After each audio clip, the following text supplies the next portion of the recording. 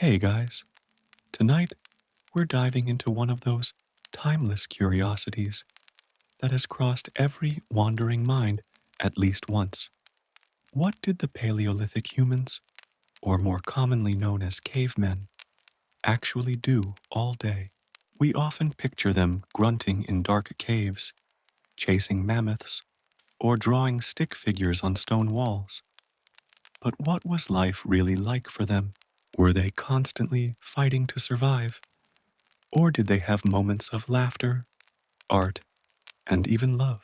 So before you get too comfortable, take a moment to like and subscribe, but only if you want to support us and if you enjoy the type of content that merges myth and mystery. And hey, let us know from where you're watching and what time it is for you right now. It's time now to dim the lights, and let's cover what we have for tonight. Together, imagine you woke up thousands of years ago in a cave all alone. How would you survive? Before cities, before kings and queens, before even words or written stories. There was a world raw and wild, a world where the rhythm of life was set by the rise and fall of the sun, the howl of the wind, and the endless search for warmth. This was the dawn of the caveman. Imagine the earth as it was 2.5 million years ago, a planet colder than ours, swept by long winters and shifting glaciers. Massive animals roamed the grasslands: mammoths, saber-toothed cats, giant deer with antlers wider than the span of a car. Volcanoes smoked in the distance, forests trembled with life, and somewhere among those ancient hills and rivers, the first humans began their quiet story. When we say caveman, we picture a single, shaggy figure crouched beside a fire. But the truth is far more complex. The caveman wasn't one person, or even one kind of person. There were many: Homo habilis, Homo erectus, the Neanderthals, and finally, Homo sapiens, our own species, each one a chapter in the long human experiment of survival, each one trying to understand the world in the only way they could, by living through it. The earliest of them, Homo habilis, appeared in Africa. Their name means handyman because they were the first to use tools, simple ones at first: sharp flakes of stone for cutting meat, breaking bones, or shaping wood. These little tools changed everything. They were the beginning of human intelligence, taking physical form. Every chipped rock was a spark in the dark, a signal that the mind of man was beginning to wake. These early humans didn't live in permanent homes. They followed the seasons and the herds, sleeping under trees, in grass shelters, or within caves that offered safety from rain and predators. The word caveman comes from these ancient shelters, but not all of them lived in caves. Some lived in the open savannas, others in forests or river valleys. Still, the image of the dark, smoky cave remains our symbol of that first home, a womb of stone where humanity learned to dream. The days were simple, but never easy. Life revolved around a few sacred needs: warmth, water, food, and safety.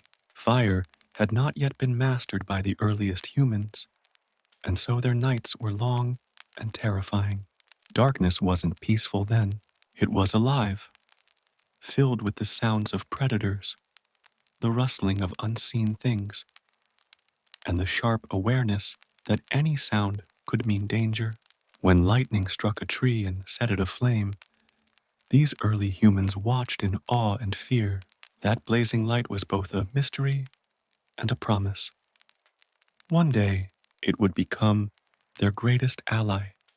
Thousands of generations later came Homo erectus, the upright man, stronger, smarter, and endlessly curious. They spread far beyond Africa, walking across continents, into Asia, into Europe. It was Homo erectus who learned to control fire. That single discovery changed the entire human story. Fire meant safety from beasts, warmth in the cold, and cooked food that nourished the body more efficiently. At night, they would gather around flames that flickered against stone walls, staring into the light as we still do today. Imagine that moment when the first small tribe sat before their fire, watching sparks rise into the dark sky, the air filled with smoke, and for the first time, the night felt less infinite. There was now a circle of warmth in a world of cold. That firelight became the first home, the first comfort, and perhaps the first place where stories were born. These early humans began to spread across the world, adapting to every kind of terrain, from tropical forests to icy plains. Evolution shaped their bodies to survive, but it also shaped their minds. Their brains grew larger, their hands became more precise. They learned to cooperate, to plan, to imagine. To be a caveman was to live on the edge of existence, but it was also to live at the beginning of everything. Every discovery they made, fire, tools, shelter, was something no creature before them had ever done. They weren't just surviving, they were creating. The spark that would one day give birth to art, language, and civilization was already glowing in their minds. In Europe, around 400,000 years ago, another branch of humans thrived. The Neanderthals, often misunderstood, they were not brutish or dumb. They were intelligent, resourceful, and even compassionate. They buried their dead, cared for the sick, and likely had the beginnings of language. Their tools were sophisticated, their hunting strategies coordinated. In the freezing Ice Age winters, they wrapped themselves in animal furs, built shelters from wood and bone, and used fire to keep the darkness away. Their lives were still short and full of danger, but in those brief years, they lived deeply connected to the earth. Every sunrise was an event, every hunt, a story, every child, a miracle against the odds. Eventually, modern humans, Homo sapiens, would arrive and share the world with them. For thousands of years, Neanderthals and early modern humans lived side by side. They hunted the same lands, painted in the same caves, and even shared genes through interbreeding. In a way, we carry a small piece of them still, traces of their DNA quietly woven into our own. The dawn of the caveman wasn't a single moment. It was a long, slow awakening, a transformation written in stone tools, in fire pits, in footprints left in ancient mud. It was the beginning of imagination, of curiosity, and of fear, the emotions that would define humanity forever. So when we think of cavemen, we shouldn't see them as primitive or savage. We should see them as explorers, the first dreamers of the human race. They didn't have cities or technology, but they had courage. They faced the vast, unpredictable earth with nothing but their hands, their minds, and each other. And somehow, against impossible odds, they made it through. The world we live in now, with its comfort, its art, its science, rests on the quiet endurance of those first people. They were the ones who stood up, walked out of the darkness, and looked at the stars for the very first time. And as night settles again over our story, picture that small tribe huddled around their fire at the mouth of a cave. The flames flicker on stone walls, painted with ash and soot. The cold wind hums outside. They don't know that one day, millions of years later, their descendants will sit under electric lights, telling stories about them. But in that moment, they are the first storytellers, watching the night, guarding the fire, the dawn of us all. The night has faded. Outside the cave mouth, the first color of dawn stretches across a sky, still bruised from cold. A thin breath of fog drifts through the valley, wrapping the world in silence. The Ice Age morning has begun. Inside the shelter, a faint orange glow trembles at the heart of a dying fire. Smoke curls lazily toward the cave ceiling, leaving dark fingerprints on the stone. A few figures stir under furs and hides. They do not wake suddenly. They emerge slowly, like the light itself, from the long night's chill. One of them, a young woman, blinks at the dim light and reaches out to feel the warmth of the embers. If they have gone cold, the group will have to start from scratch.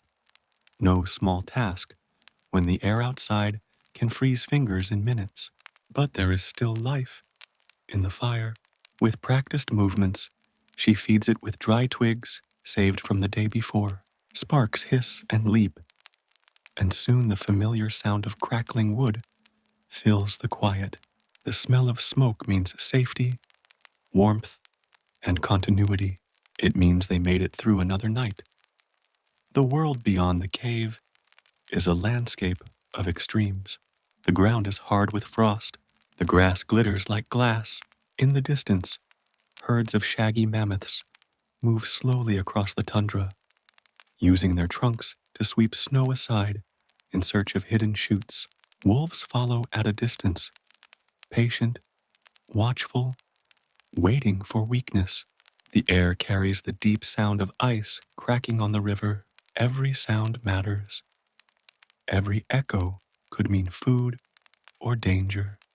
As the rest of the group wakes, the quiet becomes a rhythm, the low murmur of voices, the rustle of hides, the clicking of stone tools.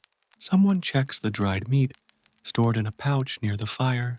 Another chips at a piece of flint, sending tiny sparks of stone into the air. These are the sounds of morning in a world before clocks or calendars. Time is measured not by hours, but by hunger, by light, by weather.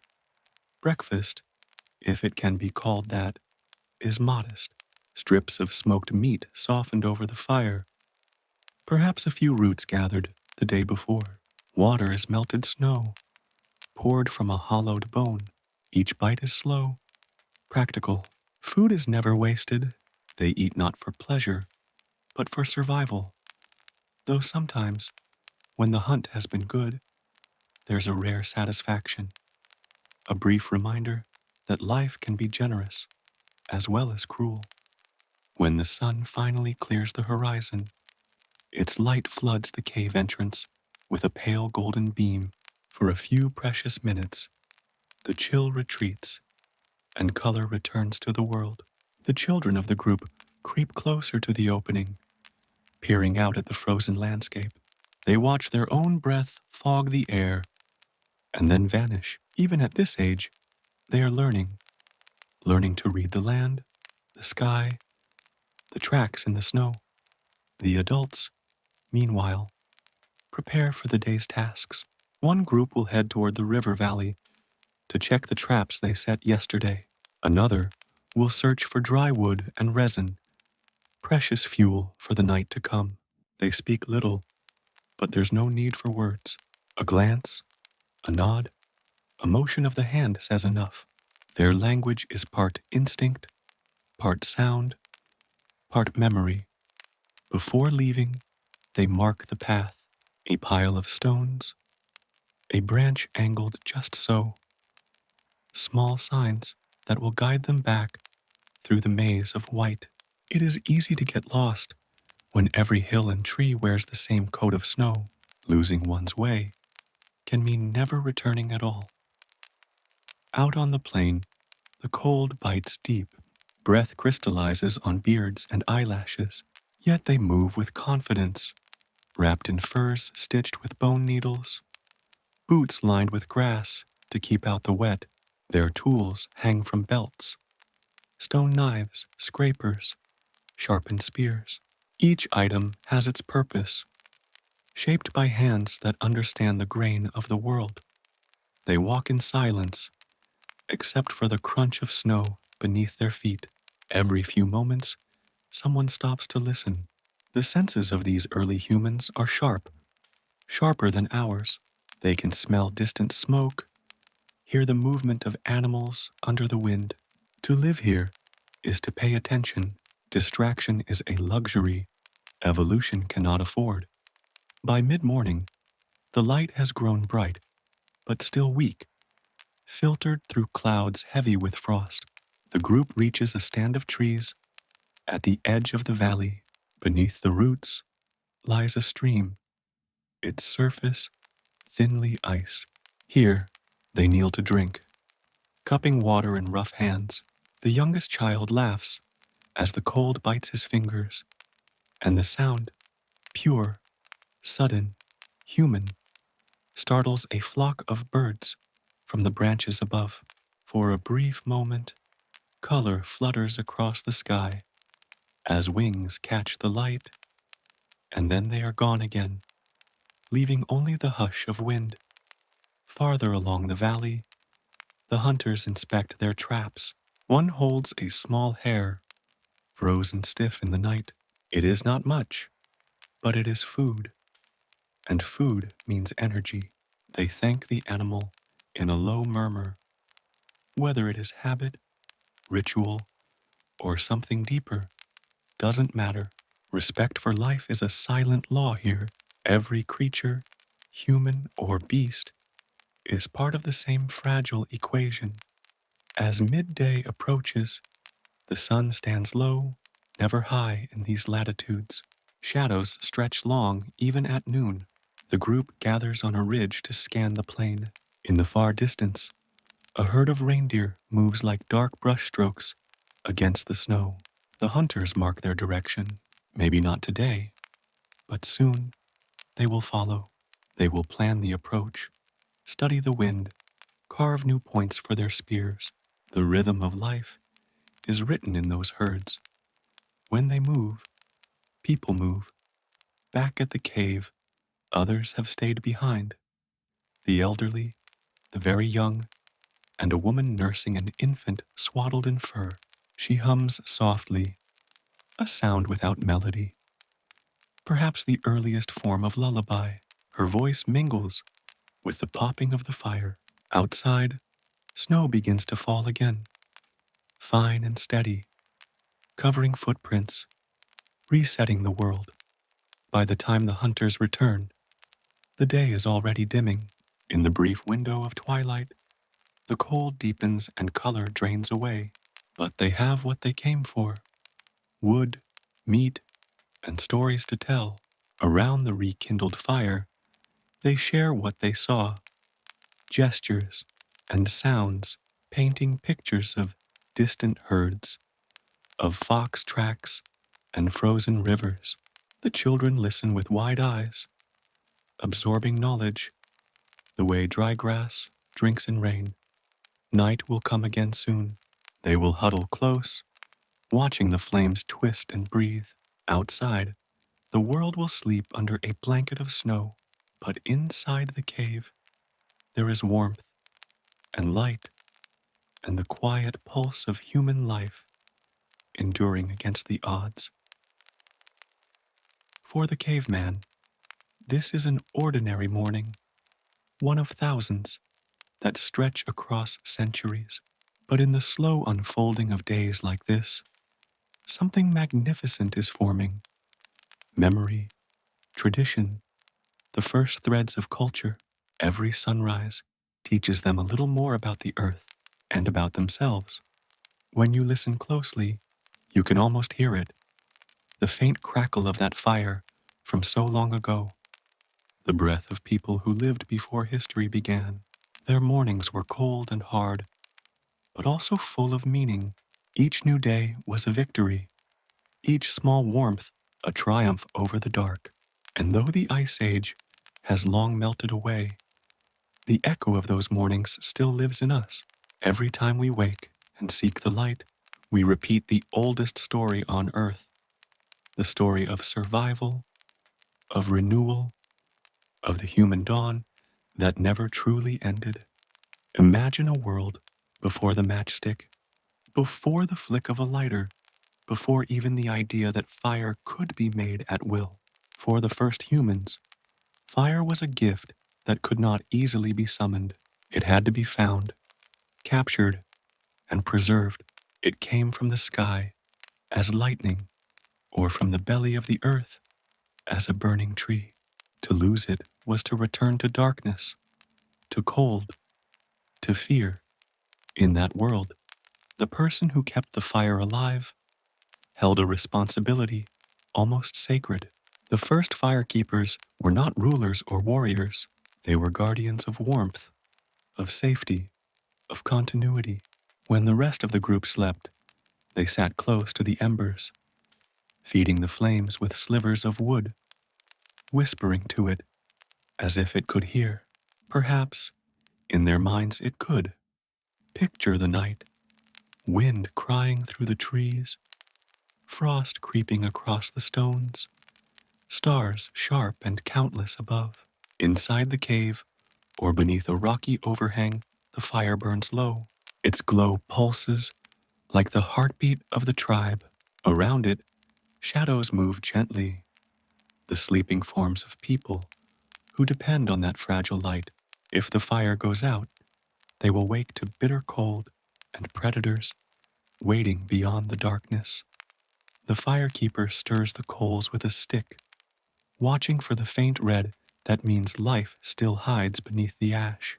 A twist of bark, a breath, and the tiny flame blooms again, orange and alive.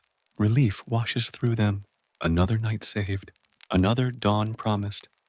Over generations, these guardians learned the language of flame, how certain woods burned slow and others burned bright, how animal fat could make fire roar, how moss and dry grass could carry embers through long journeys. They learned to nurse coals in hollowed bones or shells, wrapped in leaves to keep them alive for hours.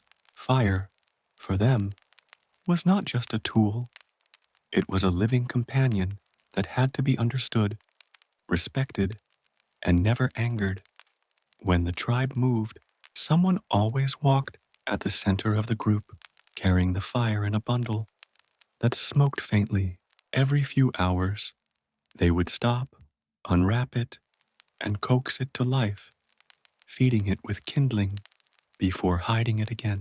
Imagine the tension of that duty, to guard a handful of glowing ash that meant survival for everyone you loved. Rain, wind, a stumble, any of it could mean disaster. And yet, they did it, day after day, journey after journey. In this constant vigilance, the firekeepers began to sense patterns in the world around them. They noticed that sparks flew when stones struck together. They noticed that dry wood grew warm when rubbed for long enough. Slowly, across centuries, these observations became experiments. A strike of flint, a scrap of tinder, and then, maybe by accident, a spark caught. That moment, when humankind realized it could summon fire from stone, was one of the great turning points in history. But before that discovery became common, most of the world's early humans still treated fire as a rare and sacred thing. Many scholars believe the earliest myths began with it, stories told around the glow that seemed to defy the night. They may have imagined fire as a spirit, something stolen from the heavens, or born from the breath of a god. It danced, it devoured, it gave warmth and light, but it also destroyed. Even the bravest among them approached it with awe. As the Ice Age tightened its grip on the planet, fire meant survival in a very literal sense. Without it, Food could not be cooked, water could not be melted, and the cold would claim every living thing. Around each small hearth, human life organized itself. The circle of firelight became the first community space, a gathering place for warmth, for stories, for planning the next day's hunt. In that circle, faces glowed orange, eyes caught reflections of flame, and language, still young and halting, found rhythm in the flicker of light. It's possible that the role of firekeeper was passed through families or chosen by trust. A person with patience and steady hands, someone who rarely slept too deeply, someone who treated the flame as a friend. Their knowledge would have been shared quietly from one generation to the next. A grandmother showing her granddaughter how to hold an ember without burning it. A father teaching his son which kind of wood smokes the least. These were the first lessons of science: observation, trial, and memory, all bound together by necessity. When storms swept across the plains and lightning struck the ground, whole groups might run toward the smoke, hoping to claim a new source of fire. They would carry branches back to camp, shielding them from the rain with hides. The first to return would be greeted with shouts of joy, relief, maybe even reverence. In a world of cold and hunger, fire was treasure. As control of fire spread, so too did its uses. People learned that cooking softened food, making it easier to chew and digest. It unlocked more energy, which in turn fueled larger brains. Fire shaped not just comfort, but evolution itself. The warmth allowed them to settle in colder climates, to expand beyond Africa and into the frozen heart of Europe and Asia. It lit the path of human migration across the world. At night, the fire became a teacher. In its light, people saw things they could not see in daylight: their own shadows stretching and moving on stone walls, the dance of sparks rising like stars. They might have seen shapes and faces in the flames, the beginning of imagination taking form. Around that glow, the first stories were spoken, a hunt retold, a danger remembered, a dream shared. Fire turned experience into memory, memory into myth. For the young, it was magic. For the old, it was proof that life could be shaped and tamed. And for the entire group, it was the first symbol of control over nature. With fire, they were no longer just another animal hiding from the dark. They were something new, something capable of changing the world around them. Still, fire was a fickle friend. A spark dropped on dry grass could destroy everything they had built. A gust of wind could scatter embers into the night. Many nights ended with panic, flames spreading too fast, smoke choking the air. Those lessons burned themselves into human caution. The respect we still feel for fire, the instinct to both fear and worship it, comes from those early encounters. By the time modern humans appeared, the practice of keeping fire had become second nature. They built stone rings to contain it, learned to arrange logs for steady heat, even discovered that certain minerals glowed in the flames. The hearth became the center of life. Food, warmth, security, and community all radiated from that single source. So when you think of those first firekeepers, imagine not a tribe of grunting primitives, but a circle of thinkers, experimenters, and caretakers. Their craft was as delicate as any modern art, their vigilance as precise as any science. Every night they kept the embers alive, and in doing so, they kept the species alive. The fire's glow reached across generations, across continents. It lit the caves of Europe, the plains of Africa, the river valleys of Asia. It burned through millennia until it reached us, still flickering in our stoves, our campfires, our candles. The same flame passed down hand to hand through time. In the end, the first fire keepers were more than guardians of heat. They were keepers of hope. They proved that humans could not only endure the world, but shape it.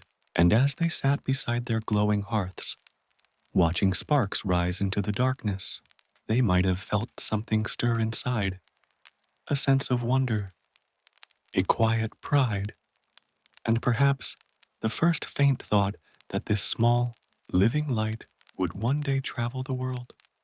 The world is awake again. The night's frost still clings to the stones, but light now spills softly across the cave entrance, painting the earth in pale gold. The smoke from the morning fire drifts lazily upward, its scent mingling with the sharp chill of the air. Within this moment, before the day's tasks pull everyone in different directions, the group gathers. It's time for the morning ritual, the unspoken rhythm that shaped every day of early human life. The gathering. It's not a meeting in the way we understand it now. There are no speeches, no leaders standing tall, no plans laid out in words.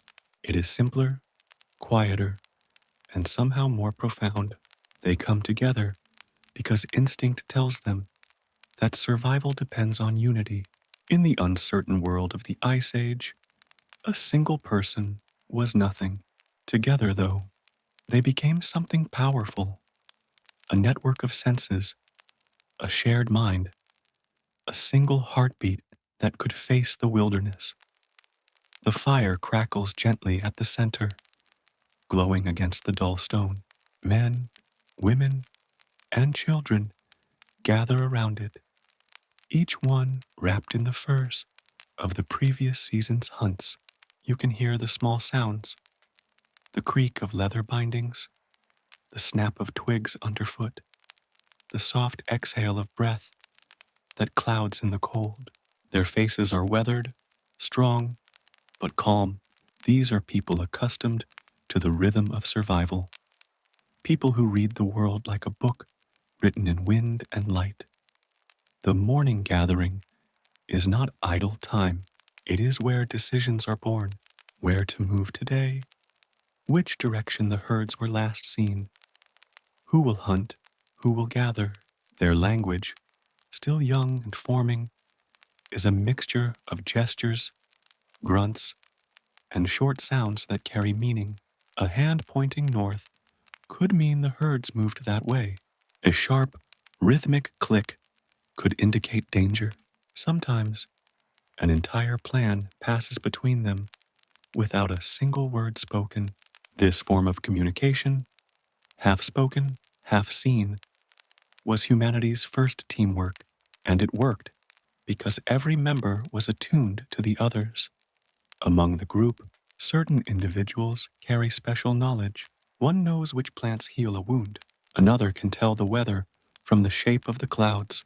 A third remembers where stone good for toolmaking lies buried. These people are not leaders in the way of chiefs or kings. They are guides, repositories of experience, keepers of memory. When they speak, the others listen. Their knowledge is what keeps the fire burning, the children fed, the tribe alive. The air fills with quiet conversation. A woman shows another how to tie a strip of sinew around a spearhead. A child plays beside them, stacking pebbles into a small, uneven tower. An older man crouches near the fire, sharpening the edge of a hand axe with patient, rhythmic strokes. The sound of stone against stone is steady, comforting, a pulse that seems to echo the heartbeat of the group itself. Outside the cave, a few scouts move to higher ground, scanning the horizon for signs of movement. Their eyes sweep across the valley, searching for the dark silhouettes of animals against the snow. If they spot them, they'll return to the group with a gesture, a lifted arm, a short whistle, and the plan for the day will shift. Hunting, after all, is not a matter of choice. It is the difference between life and death. Back at the fire, the others prepare. Spears are checked, nets are repaired. The women gather woven pouches for roots and berries. Though in the frozen months, such treasures are rare. The younger members learn by watching. Every motion is a lesson. How to hold a tool, how to balance a spear, how to test the wind. There is no school here, no teacher standing apart. Life itself is the teacher, and the morning gathering is its classroom. As the sun climbs a little higher, light begins to touch the far side of the valley. The landscape stretches vast and silent, an endless expanse of rock, grass, and snow. Somewhere out there are the great herds, bison, reindeer, perhaps even a mammoth, but also wolves, cave bears, saber-toothed cats. The hunters glance at one another, reading the unspoken truth in each other's eyes. The hunt is not only about food, it is about risk. And risk, in this world, is as constant as breathing.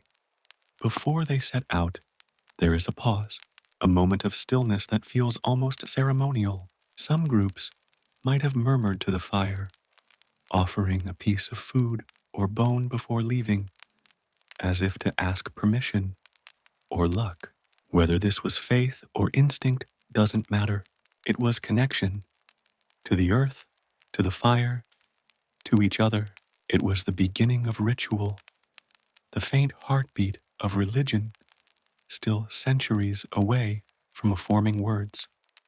When the hunters depart, the cave feels quieter, emptier. The remaining members of the group turn to their own work. Some scrape hides clean, stretching them over wooden frames. Others crush berries into pigment, smearing color onto stone, perhaps for decoration, perhaps to mark time. The children gather sticks and practice striking stones together, watching the small sparks with wide eyes. They do not yet know that they are playing with the future. From a distance, the morning gathering might look like chaos, figures moving here and there, the smoke rising and curling in uneven spirals. But look closer, and you'll see the order hidden within it. Every movement has purpose. Every gesture contributes to survival. This coordination, this silent understanding, is what made early humans so different from every other creature. Wolves hunted in packs, yes, but humans planned. They imagined outcomes. They organized. The morning gathering was their strategy session, their council of the wild, and sometimes, amid the work, laughter would rise, a rare, bright sound carried on the cold air. Even in the harshest of worlds, joy existed. Perhaps a child tripped and landed in the snow, or an elder told a funny sound that mimicked an animal's cry. These small bursts of warmth were as vital as the fire itself. They reminded everyone that they were alive, not just surviving, but living. As midday approaches, the gathering dissolves. The hunters move silently into the valley. The gatherers head toward the forest edge. The cave empties, save for a few elders tending the fire and the children who will one day take their place. The circle that began with dawn now widens across the land, each person carrying the morning's plans, like invisible threads. Those threads, connection, cooperation, purpose, are the first fabric of humanity. If you close your eyes, you can almost see it. The fire burning softly in the cave, the soft hum of movement, the breath of people who don't yet know that their simple acts, their planning, their teaching, their laughter, are shaping the story of all humankind. Morning gatherings were not just about preparing for the day, they were about unity, about reaffirming that no one stood alone against the cold, and that quiet circle of people, bound by instinct and trust, would evolve, centuries later, into villages, into councils, into societies. But it all began here, in the pale light of morning, with the sound of crackling fire and the murmur of voices greeting the day. The world beyond the cave is a theater of movement and sound. The sun, still pale and cold, gleams off the frost-covered grass. Breath clouds hang in the air like ghosts. Across the valley, a herd of reindeer drifts slowly, their hooves crunching softly in the snow. The hunters have been watching since dawn. They know the herd's rhythm, when it stops, when it turns, when it runs. The hunt begins not with the chase, but with observation. For the early humans, hunting was both a science and a ceremony. It was never reckless. To rush toward a herd meant death. One wrong move could scatter the animals or bring the hunter face to face with a charging beast.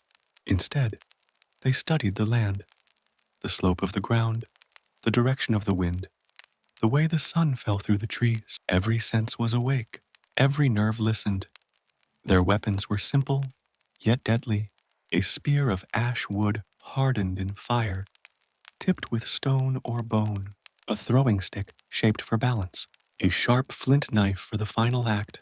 Some groups had already begun to use the spear thrower, a clever extension of the arm that sent the weapon farther and faster.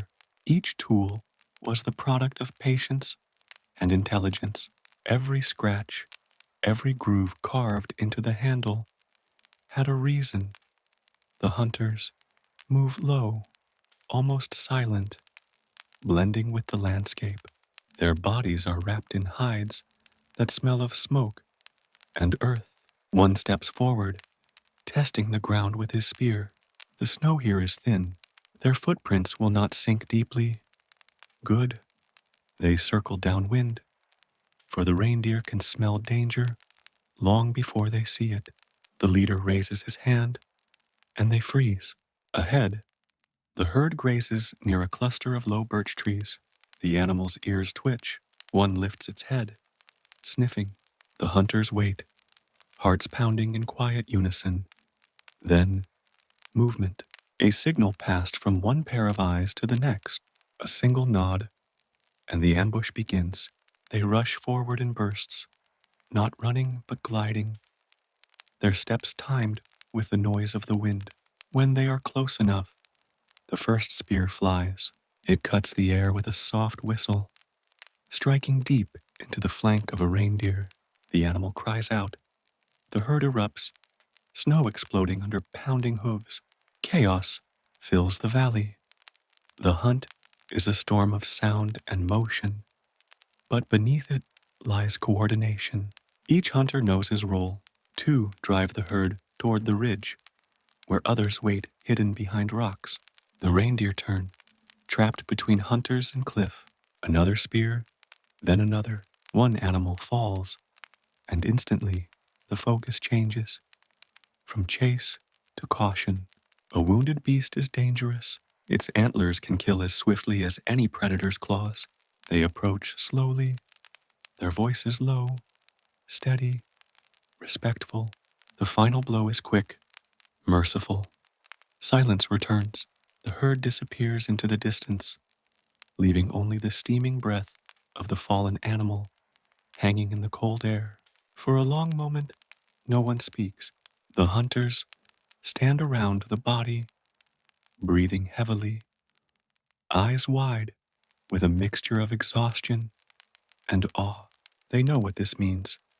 Food for days, hides for clothing, bones for tools. They also know the price. It is a life taken, a balance paid. Many groups spoke small words then, half prayer, half gratitude, not from religion as we know it, but from instinctive respect. Life was never taken lightly. Work begins immediately. The carcass must be cleaned before the cold stiffens it. They use flint knives to slice through skin and muscle with practiced precision. Each cut follows lines learned through generations. The meat is divided, wrapped in hides, and carried on wooden poles. The bones are saved. They will become needles, scrapers, and ornaments. Even the sinew will be dried into thread. Nothing is wasted. In a world with no markets, no stores, and no second chances, waste is death. As they work, the leader keeps watch. The scent of blood will travel far, and predators are always near. In the distance, ravens circle, their calls sharp and eager. Somewhere beyond the trees, wolves begin to howl. The hunters move faster. They know those sounds. They are the chorus of the wild, reminding them that the line between hunter and hunted is thin. When the last of the meat is packed, they begin the slow journey home. The load is heavy, but carried with pride. Each step back to the cave is a victory march. Behind them, the snow begins to fall again, soft flakes covering the traces of struggle, returning the land to quiet. By the time they reach camp, smoke is already rising. The others see them from afar and call out in voices filled with relief.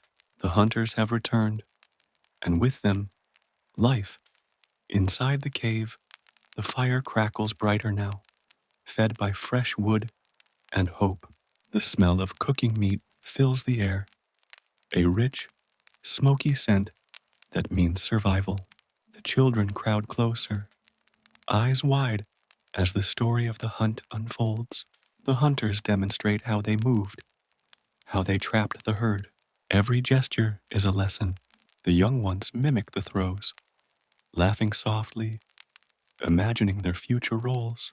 Around them, the elders nod in quiet approval.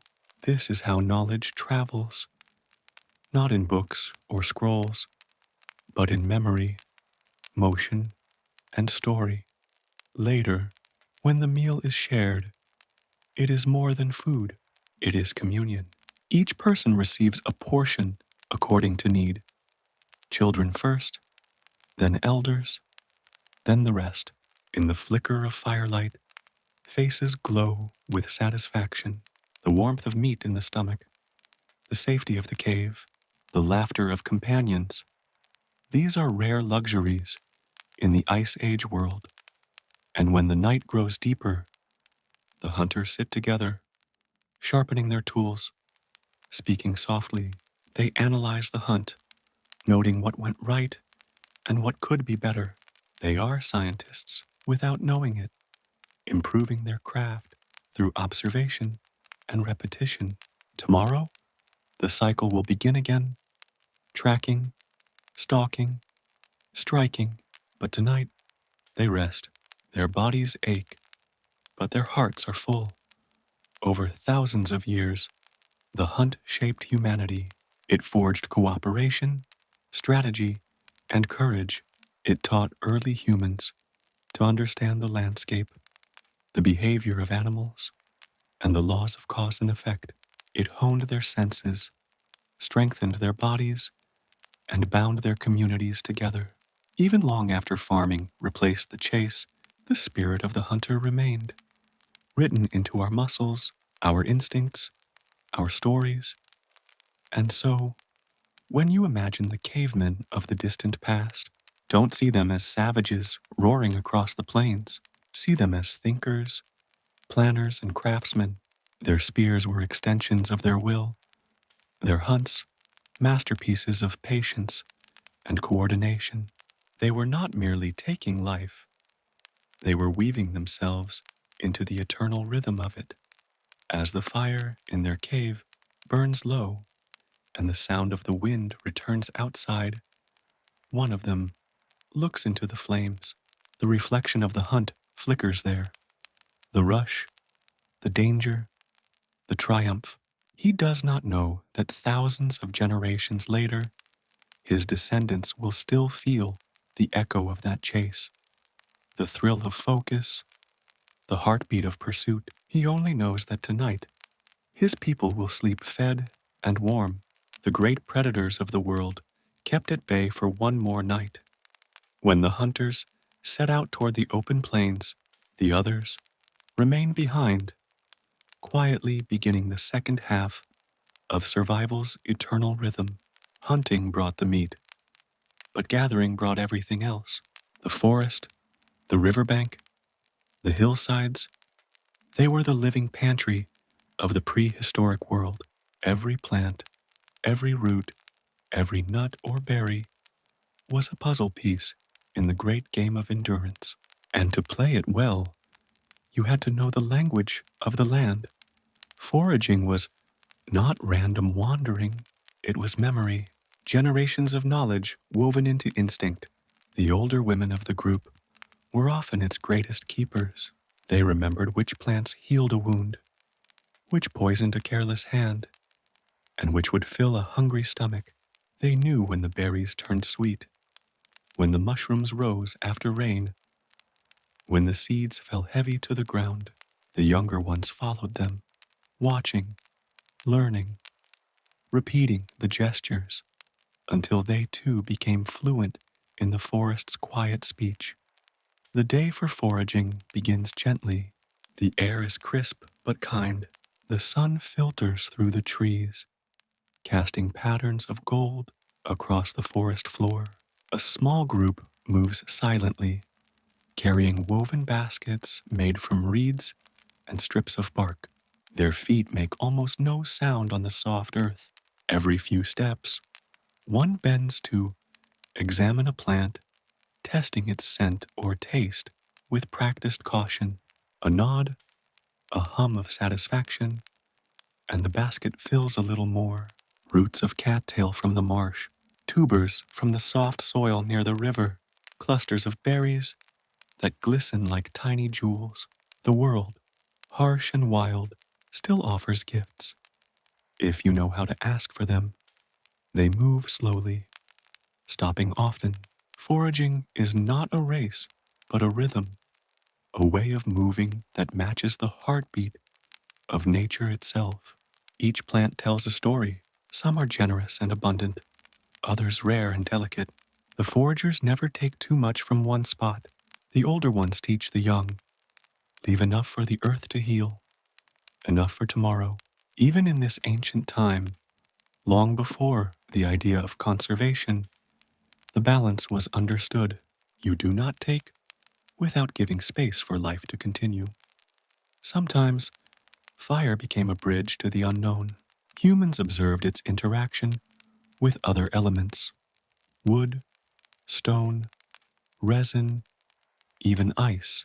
They learned which materials burned cleanly, which produced smoke, which could be used to mark trails or signal allies. Each observation added to a growing body of knowledge, the earliest science born from careful attention and necessity. Fire was not just warmth, it was discovery. The night continued, long and cold, yet inside the cave, the world was alive. Children drifted to sleep beside their mothers, the sound of fire crackling as a lullaby. Elders shared quiet stories, gesturing to the flames to illustrate events or lessons. Every flicker carried meaning, every ember a reminder that life persists, even in harsh conditions. As centuries passed, humans refined their mastery. Fire was kept in hearths, contained within stone circles or pits to protect both flame and people. Techniques for starting fires improved, knowledge spread, and the flame became a constant companion. Wherever humans traveled, through forests, across plains, over rivers, they carried fire with them, a portable life source, a symbol of their ability to adapt and endure. Even now, when we light a candle or sit by a stove, we echo the habits of those first fire keepers. We gather around warmth, we share food and stories, we observe, teach, and imagine. Fire remains central to human life, as it has been for hundreds of thousands of years. Its glow connects us to ancestors, to their courage, their creativity, and their resilience. In the quiet of the cave, the night stretches long. The fire burns steadily, never faltering, never failing. It holds the stories of those who came before, the secrets of survival, and the whispers of imagination yet to unfold. And as humans huddle close, listening to the rhythm of its crackle, they understand, perhaps without words, that fire is not just heat, it is life, community, knowledge, and hope, the heart of the cave and the heartbeat of humanity itself. As the fire's glow softens and the night deepens, imagine the quiet sound of stone striking stone, a rhythm both gentle and purposeful. This is the sound of early humans shaping their world, one tool at a time. Toolmaking was not mere survival. It was an art, a science, and a bridge to imagination. Around these small sparks of innovation, civilization quietly began. The earliest humans did not have metal or modern machinery. Their tools were made from the earth itself: stones, bones, antlers, and wood. Each material required knowledge, skill, and patience. A sharp flint could cut meat or scrape hides. A sturdy bone could serve as a digging stick or a weapon. A shaped piece of antler could pierce the thickest skin. Every object was carefully chosen and transformed, evidence of human ingenuity before the advent of written history. Imagine a craftsman crouched on the cave floor, a slab of flint held in one hand, a smaller stone in the other.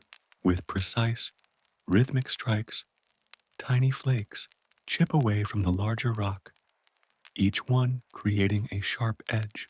Sparks may fly, the sound echoing softly against stone walls. This is not random. Each strike is intentional, guided by a deep understanding of the material's properties. The hands that shape the tools are trained, steady, and patient. Mistakes can ruin hours of work, so concentration is absolute. The process of tool making extends far beyond stone. Wood must be selected for flexibility or strength, stripped, shaped, and hardened in fire. Bones and antlers are cleaned, carved, and sometimes polished until they can perform a task efficiently. Even sinew is prepared carefully, twisted into thread, strong enough to bind tools or weave clothing. Each step requires observation, trial, and refinement. This is early experimentation, humanity learning to manipulate its environment to survive and thrive. Crafting tools is deeply connected to storytelling. Elders demonstrate techniques to younger members of the tribe. A child watches the motion of the hand, mimics it clumsily, and learns from repetition. Knowledge passes silently through gestures as much as through words. These lessons form the foundation of skill, memory, and culture. Through crafting, humans not only survive, they teach, inspire, and connect across generations. In addition to survival tools, humans began creating objects with symbolic or decorative value. Bone pendants, carved figures, and painted stones appear in the archaeological record, hinting at early artistry and ritual. These crafts were more than decoration. They expressed identity, status, and belief. A carefully carved stone or bone could signal skill, wisdom, or experience. It could tell a story, record a hunt, or honor an ancestor. Craft and tool making are inseparable. Every functional object carries the imprint of thought, care, and intention. The environment shaped the crafts, as much as human imagination did.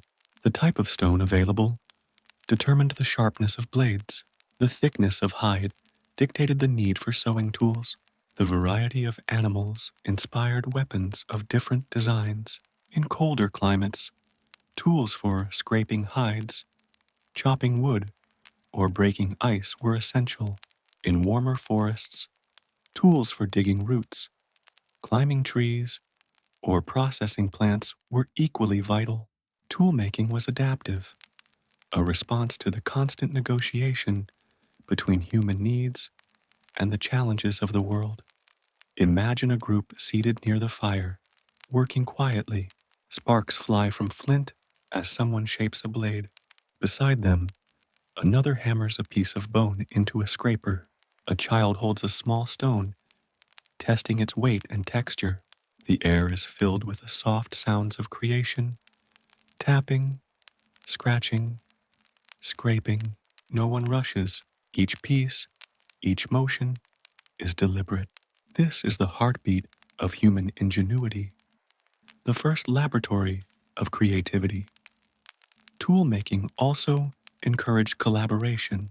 A group might work together to produce complex objects, spearheads, traps, digging implements. Each person contributed their skill, and the final product was greater than any individual effort. Cooperation was essential, not just for survival, but for refining ideas, sharing knowledge, and ensuring that innovation persisted through generations. Toolmaking, in essence, fostered community as much as it fostered progress. The act of creation instilled a sense of control over the environment. In a world dominated by predators, harsh weather, and scarcity, shaping stone or bone offered humans the first tangible evidence that they could influence the world.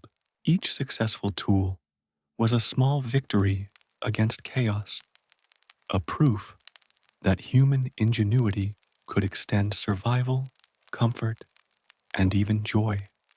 Over time, these tools became increasingly specialized. Knives, scrapers, spearheads, and digging sticks were designed for specific tasks. Some were light for throwing, others heavy for processing meat. This specialization reflects a deep understanding of cause and effect, how one shape or material produces one result, while another creates something entirely different. Toolmaking became not only physical labor, but critical thinking and problem solving in its earliest form.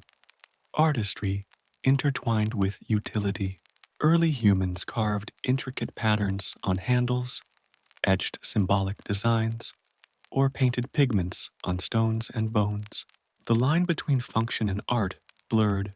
Crafting became a meditation, a way to understand both the world and oneself.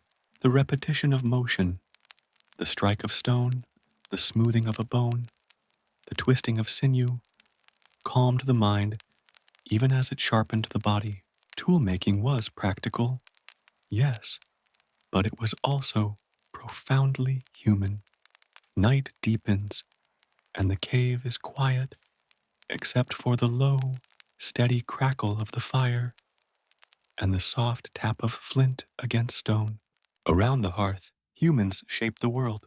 Their hands are skilled, their minds alert, and their imagination engaged. Every tool, every crafted object is a story of survival, innovation, and connection. Through these creations, they extend their influence beyond the limitations of flesh and time.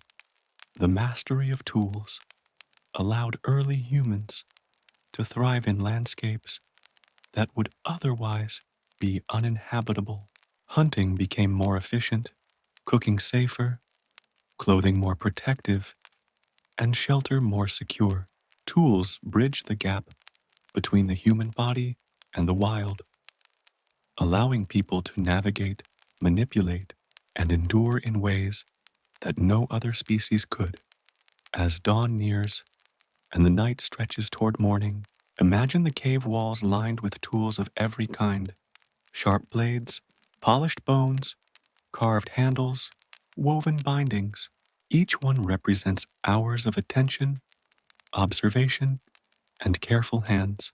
Each one embodies knowledge passed down silently from one generation to the next. Toolmaking is the quiet story of human ingenuity, whispered in stone and wood, carried in sinew and firelight. In these moments, early humans were more than survivors. They were creators, thinkers, and planners. Every tool was an extension of the mind, a bridge between instinct and intellect, between necessity and invention. And as they slept, the cave resting in the glow of embers, the tools waited silently for another day, a new opportunity for creation, adaptation, and discovery. As dawn breaks, the cold of the Ice Age seeps into every corner of the landscape. Frost glints on rocks, and thin mist drifts over frozen streams. In a world without modern insulation, early humans relied on ingenuity, skill, and careful preparation to survive.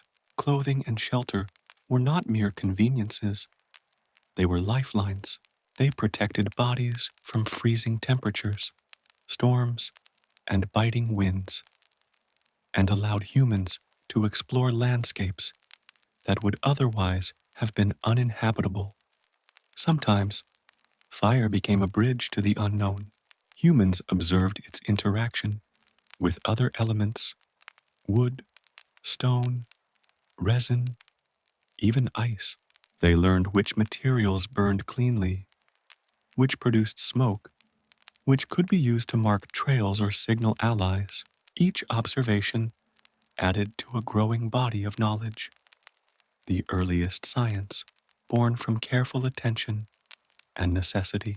Fire was not just warmth, it was discovery. The night continued, long and cold, yet inside the cave, the world was alive.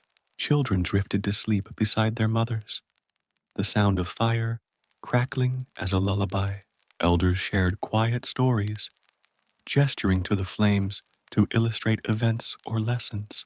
Every flicker carried meaning, every ember a reminder that life persists, even in harsh conditions. As centuries passed, humans refined their mastery. Fire was kept in hearths, contained within stone circles or pits to protect both flame and people. Techniques for starting fires improved, knowledge spread, and the flame became a constant companion. Wherever humans traveled, through forests, across plains, over rivers, they carried fire with them, a portable life source, a symbol of their ability to adapt and endure.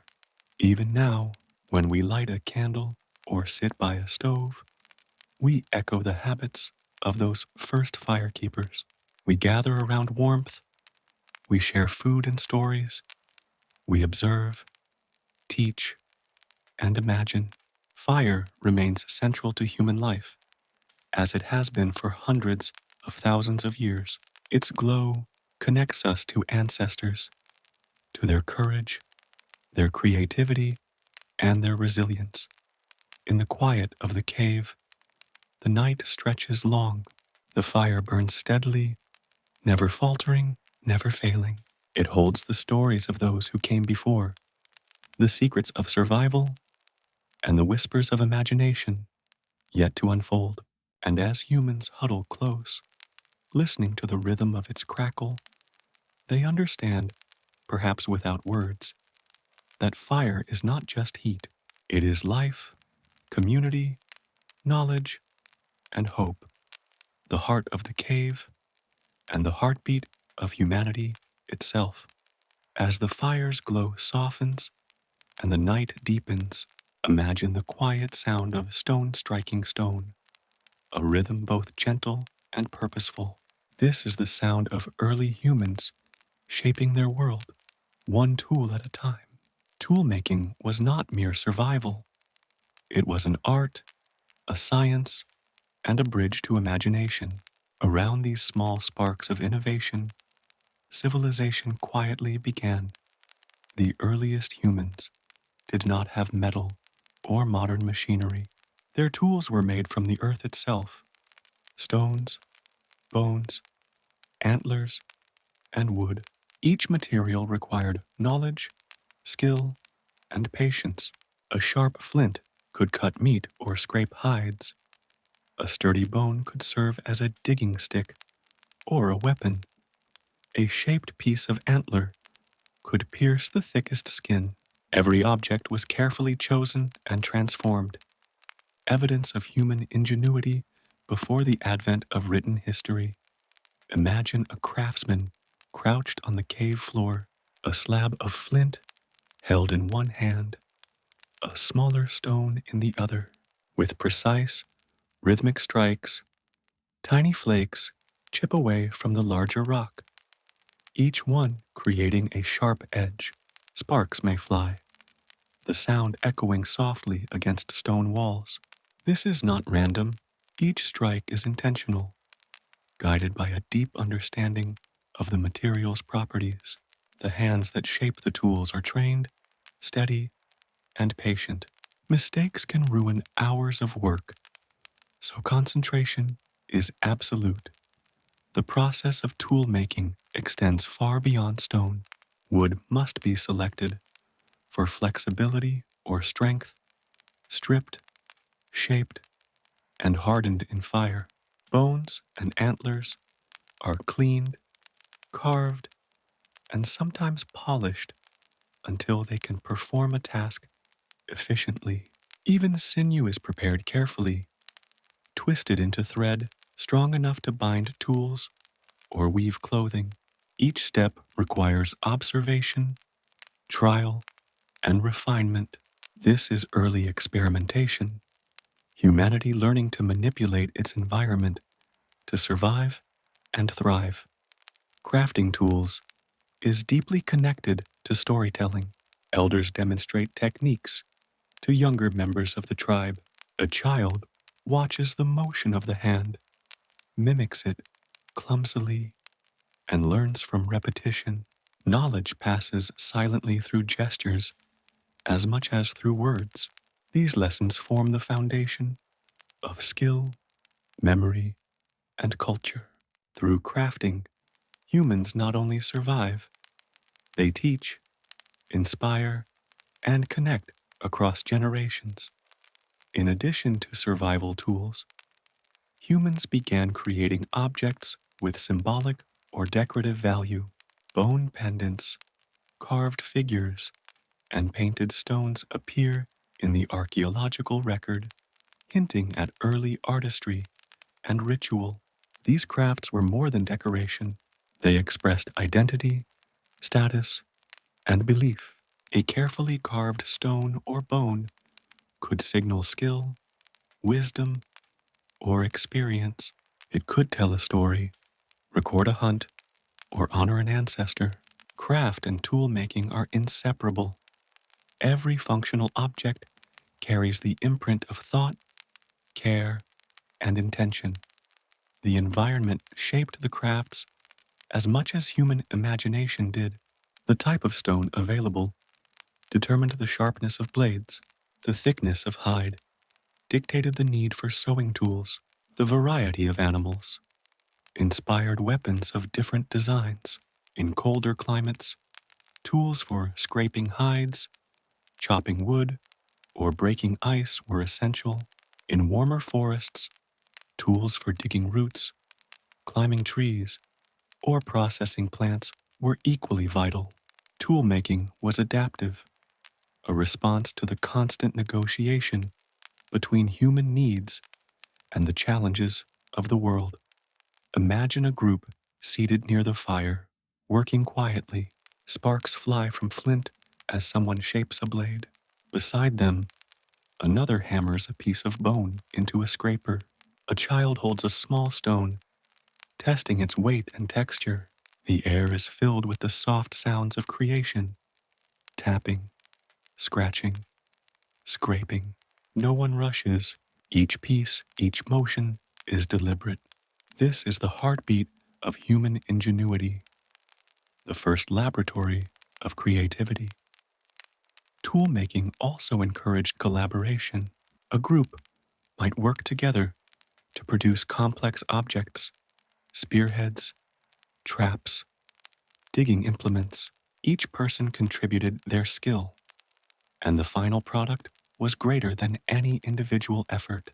Cooperation was essential, not just for survival, but for refining ideas, sharing knowledge, and ensuring that innovation persisted through generations.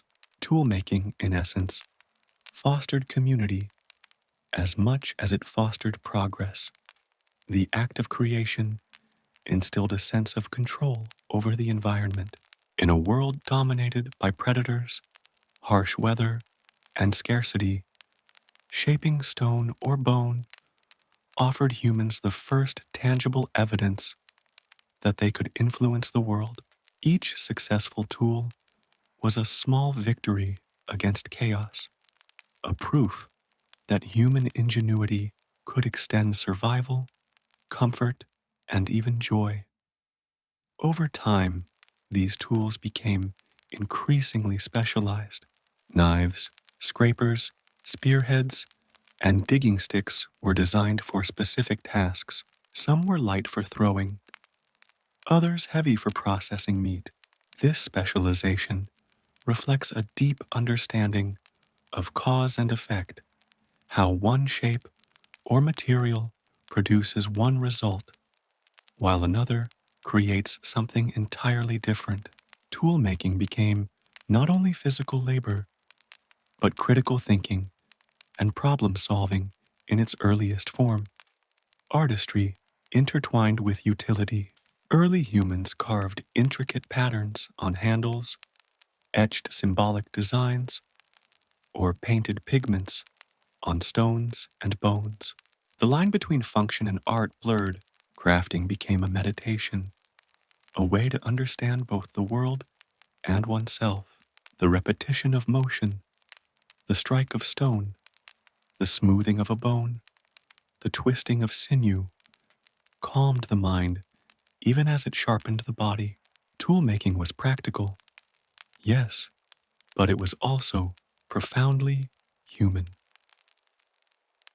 Night deepens, and the cave is quiet, except for the low, steady crackle of the fire and the soft tap of flint against stone. Around the hearth, humans shape the world. Their hands are skilled, their minds alert, and their imagination engaged. Every tool, every crafted object is a story of survival, innovation, and connection.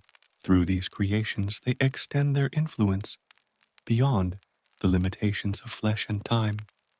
The mastery of tools allowed early humans to thrive in landscapes that would otherwise be uninhabitable.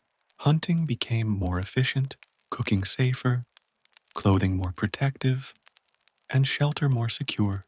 Tools bridged the gap between the human body and the wild, allowing people to navigate, manipulate, and endure in ways that no other species could.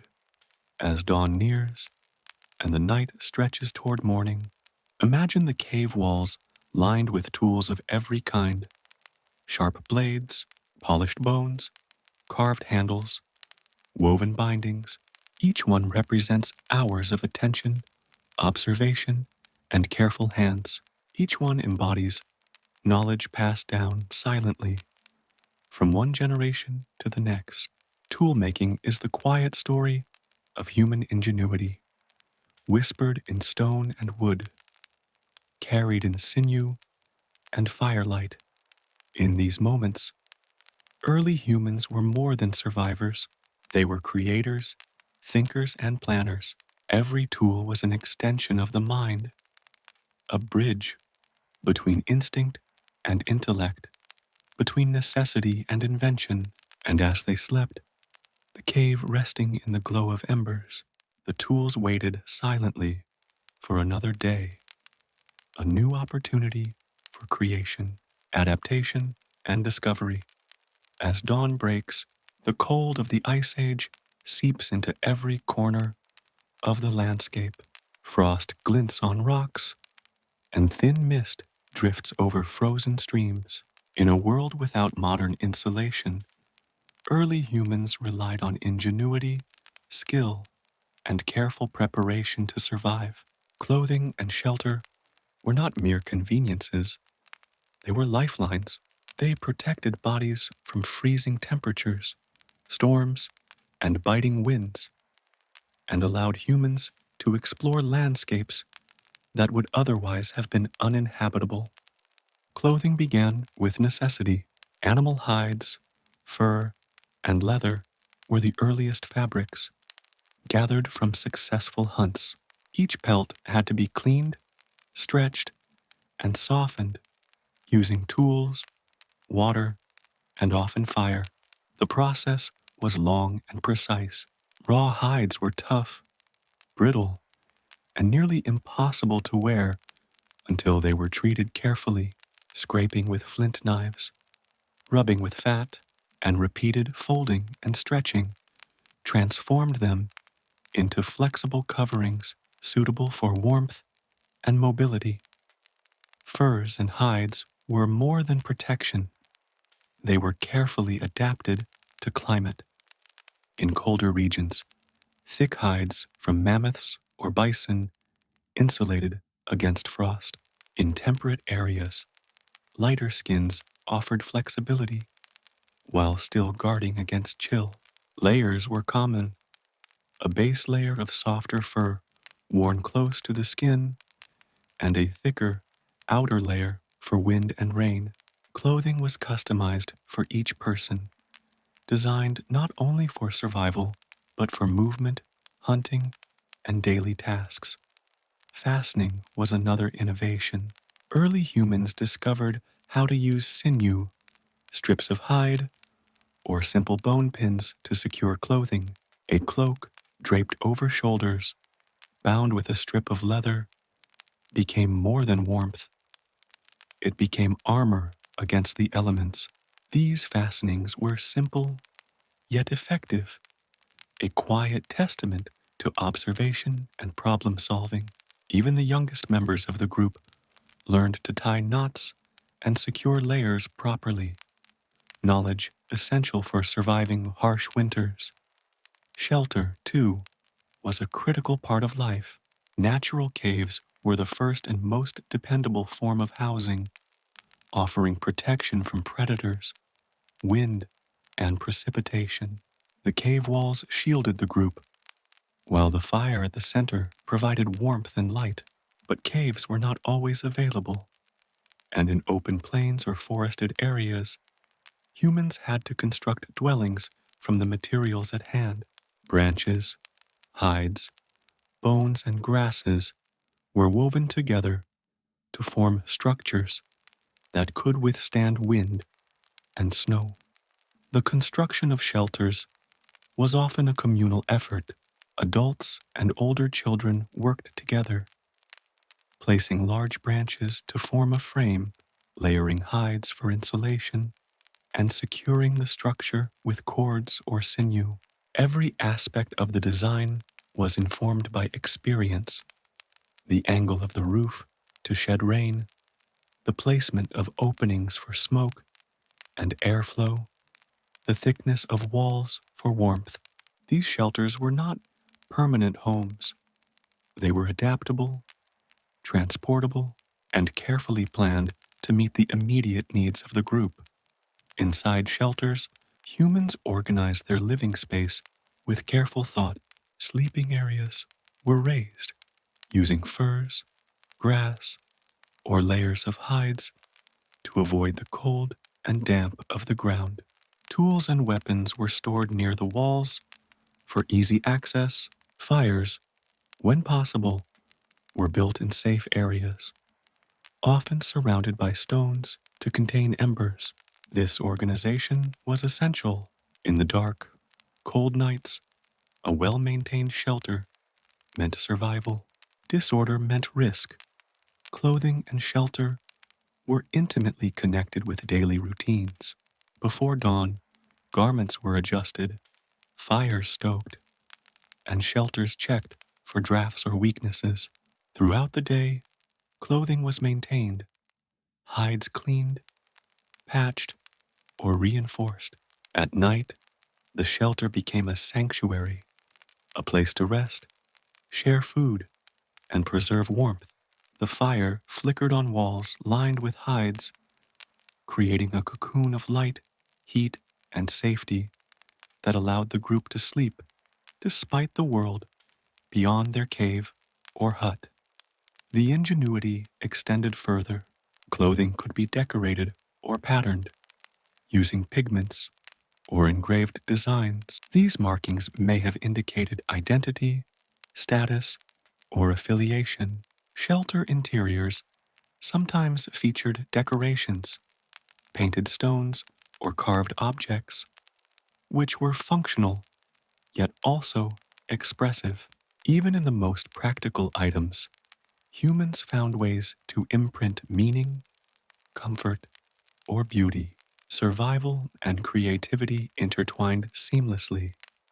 The knowledge of clothing and shelter passed through careful observation and instruction. A child would watch an elder scrape a hide, noting the angle of the knife, the motion of the hands, the stretching method. They learned to recognize which hides were thick enough for warmth, which furs shed water efficiently, which branches could form a stable frame for a hut. Skills were honed slowly, with repetition until they became instinctive. This transmission of knowledge ensured the tribe's survival and continuity. Clothing also played a role in social identity. Certain furs or patterns may have distinguished individuals or groups. The ability to maintain warm, durable clothing was a mark of skill and experience, while poorly fitted or fragile garments could endanger life. In a sense, clothing was both practical and symbolic, a reflection of human adaptability, resourcefulness, and understanding of the natural world. The environment dictated much of the design. Snowfall, wind direction, river proximity, seasonal shifts, all were factors in deciding how to dress and build.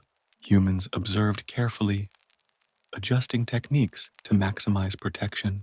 Knowledge of local materials was critical. Where to find supple hides, which stones retained heat near fires, which branches could withstand storms. Adaptation was constant, and learning was never complete. As evening approached, the shelter became a center of warmth and activity. Meals were prepared, furs arranged for sleeping, tools checked for the next day's tasks. The fire glowed at the center, throwing shadows across walls lined with hides and bundles of supplies. The shelter was more than protection. It was a stage for community, for teaching, for rest, for storytelling.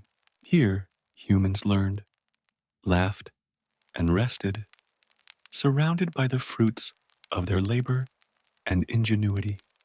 Without clothing and shelter, survival would have been impossible in the harsh Ice Age environment. Together, these innovations allowed early humans to expand into colder regions, endure longer winters, and sustain larger groups. They were the first forms of adaptation to climate, the earliest engineering, and the foundation of culture. Every hide, every hut, every carefully placed stone was an expression of intelligence and perseverance. In the quiet of the cave, as the fire glows and the tribe settles down for the night, clothing keeps the chill at bay, and the shelter protects from the wind outside. Warmth radiates. The soft murmur of voices blends with the crackle of fire, and the world feels safe. These early innovations, the combination of clothing and shelter, were humanity's shield against the rawness of nature and the beginning of the comfort, creativity, and security we often take for granted today.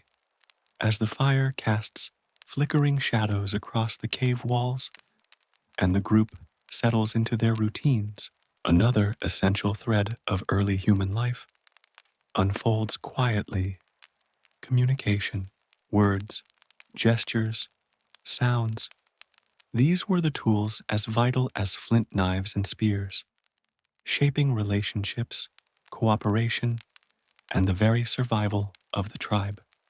Early humans did not speak as we do now. Language, as we know it, did not exist. Instead, communication was a complex blend of gestures, vocalizations, facial expressions, and body movement. A raised hand could signal weight or danger. A sharp click of the tongue might indicate direction or attention.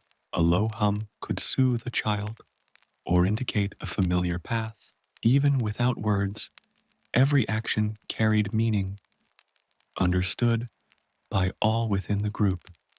Imagine a morning at the cave entrance. Hunters prepare for the day. Gatherers ready themselves for foraging. One member notices a distant herd moving across the frost-covered plain. He gestures subtly, pointing and mimicking the motion of the animals. Another responds with a soft vocal sound, confirming the observation. Without a single word, a plan forms. Who will approach? From which direction? Who will remain hidden? And how to best ensure success. Coordination is achieved through shared understanding, practiced over generations. Facial expressions were equally important. A glance, a frown, a nod. These conveyed information instantly. Smiles reassured, widened eyes warned, and subtle changes in posture indicated caution or urgency. Humans were highly attuned to these cues, reading microexpressions as carefully as modern eyes read text or signals. Trust, cooperation, and learning relied on this nuanced interaction. Children learned language first through observation. They watched their elders mimic actions, associate sounds with outcomes, and repeat these sequences until they became patterns. A young child would mimic the click of a tongue or the gesture of pointing, learning the rhythm and context. Gradually, these small imitations built a foundation for complex communication, the earliest threads of language woven naturally into daily life. Vocalizations played many roles. Some were warnings, sharp cries or yells that indicated danger or the approach of predators. Others were calls to coordinate hunting or gathering, with subtle variations in pitch, volume, and rhythm, signaling specific meanings. The earliest humans were keen observers of tone and timing. They recognized that slight changes could alter the meaning, creating a primitive vocabulary that was understood across the group. Storytelling emerged within this system. Around the fire at night, elders would act out hunts, dangers, or lessons learned. Gestures, vocal tones, and expressions replaced words, yet the message was clear. These performances were more than entertainment. They were instruction, preservation of knowledge, and reinforcement of social norms. A child watching an elder mimic the leap of a deer or the roar of a predator internalized not just survival techniques, but the culture and values of the tribe. Communication also fostered social bonds.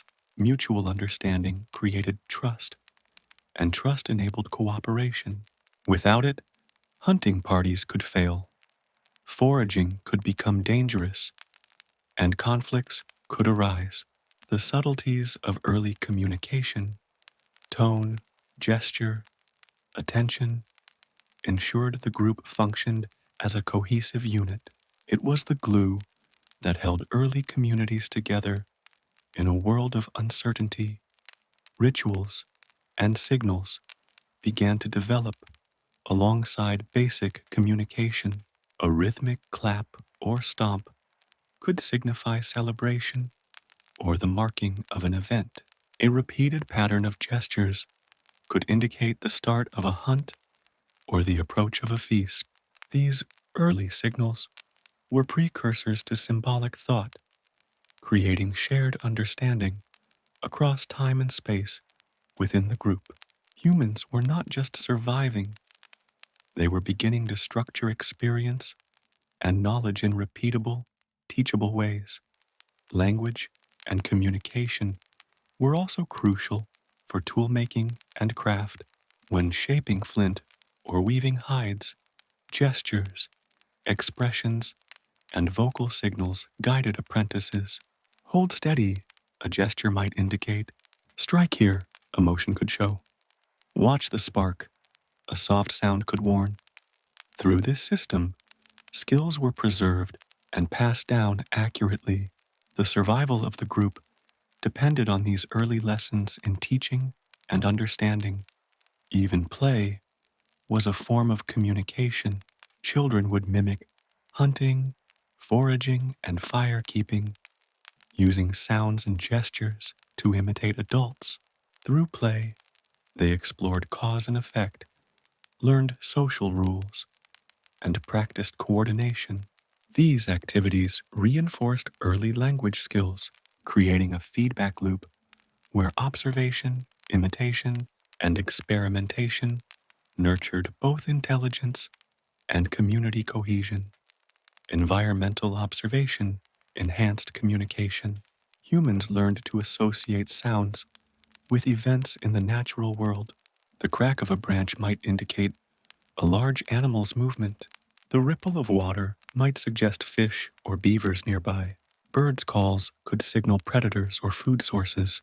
Early humans connected these auditory cues with gestures and vocalizations, creating a complex system of shared knowledge that was both practical and adaptive. Social hierarchies were reinforced through communication as well. Elders with experience guided the group, their gestures and tones respected. Younger members learned to pay attention, to follow, and eventually to lead themselves. Communication structured roles, responsibility, and leadership, laying the foundation for societal organization that would evolve over millennia. In moments of quiet, communication became subtle, intimate, and reflective. A look shared between two companions near the fire might convey concern, reassurance, or understanding. These micro interactions created a sense of empathy and connection, essential for cooperation in a world where trust could determine life or death. The ability to understand unspoken meaning was as valuable as knowing how to hunt or build. Over thousands of years, these early forms of communication evolved. Sounds became more structured, gestures more symbolic, and shared meanings more complex. The roots of spoken language, grammar, and storytelling began here in the interplay of survival, observation, and social necessity. The firelit cave, the foraging expedition, the coordinated hunt all served as laboratories for the first humans to practice, refine, and transmit the art of understanding one another. As the night deepens, the tribe settles around the fire. Soft murmurs, the rhythmic crackle of flames, and the gentle gestures of sharing food and warmth create a symphony of early communication. In this space, humans learn, bond, and thrive. Communication is more than words, It is understanding, connection, survival, and culture. Around the fire, in the shadows and warmth, language begins, quietly shaping the human journey.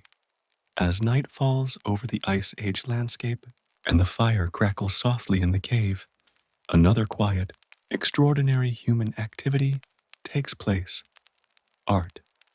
Early humans were not only hunters, gatherers, and tool makers, they were creators. Within the flickering shadows of the cave, they began to express, imagine, and interpret the world around them. Art was not merely decoration, it was a bridge between reality and thought, between survival and imagination. Imagine the cave walls, illuminated by the firelight, the surface rough and cool beneath calloused fingers. Here, a hand dips into ochre, charcoal, or crushed minerals, and the pigment is pressed onto stone.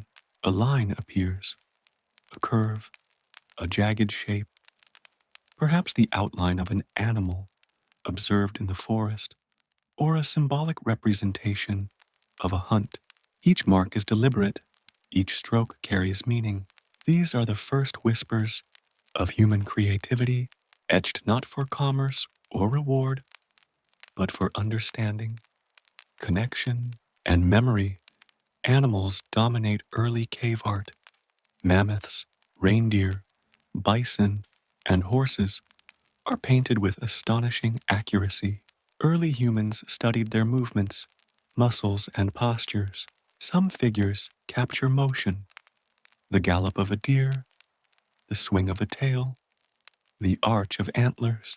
In these images, humans are not only observing the natural world, they are interpreting it, analyzing it, and translating experience into a lasting form. Art becomes both study and expression, knowledge preserved in color and line. Handprints and imprints of palms appear alongside animal figures, pressed into wet clay or painted in red ochre. These marks are intimate, personal, almost like signatures. They assert presence. I was here. I exist. I create. In this way, early humans connect with one another across time.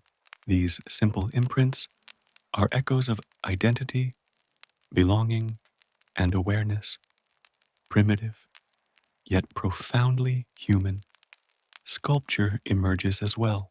Small figurines, carved from bone, antler, or stone, depict animals, humans, or abstract shapes.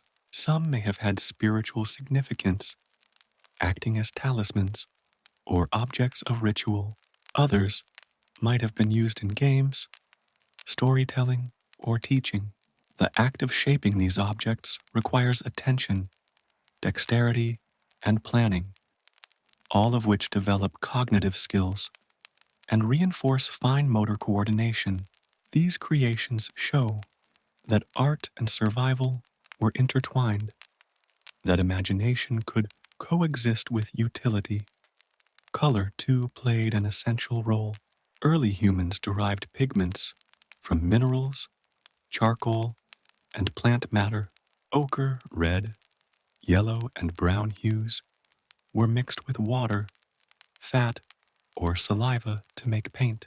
Application varied: brushes made from hair, feathers, or sticks, fingers pressed directly into pigments, blowing paint through hollow bones. Every technique reflects experimentation and observation. The choices made, where to place a line, which colors to use, reflect aesthetic sensibility. Even at this early stage of human history, art was also a communal activity. Around the fire, the group might collaborate on a single piece, one person sketching an outline, another filling in details, children observing, learning, and experimenting.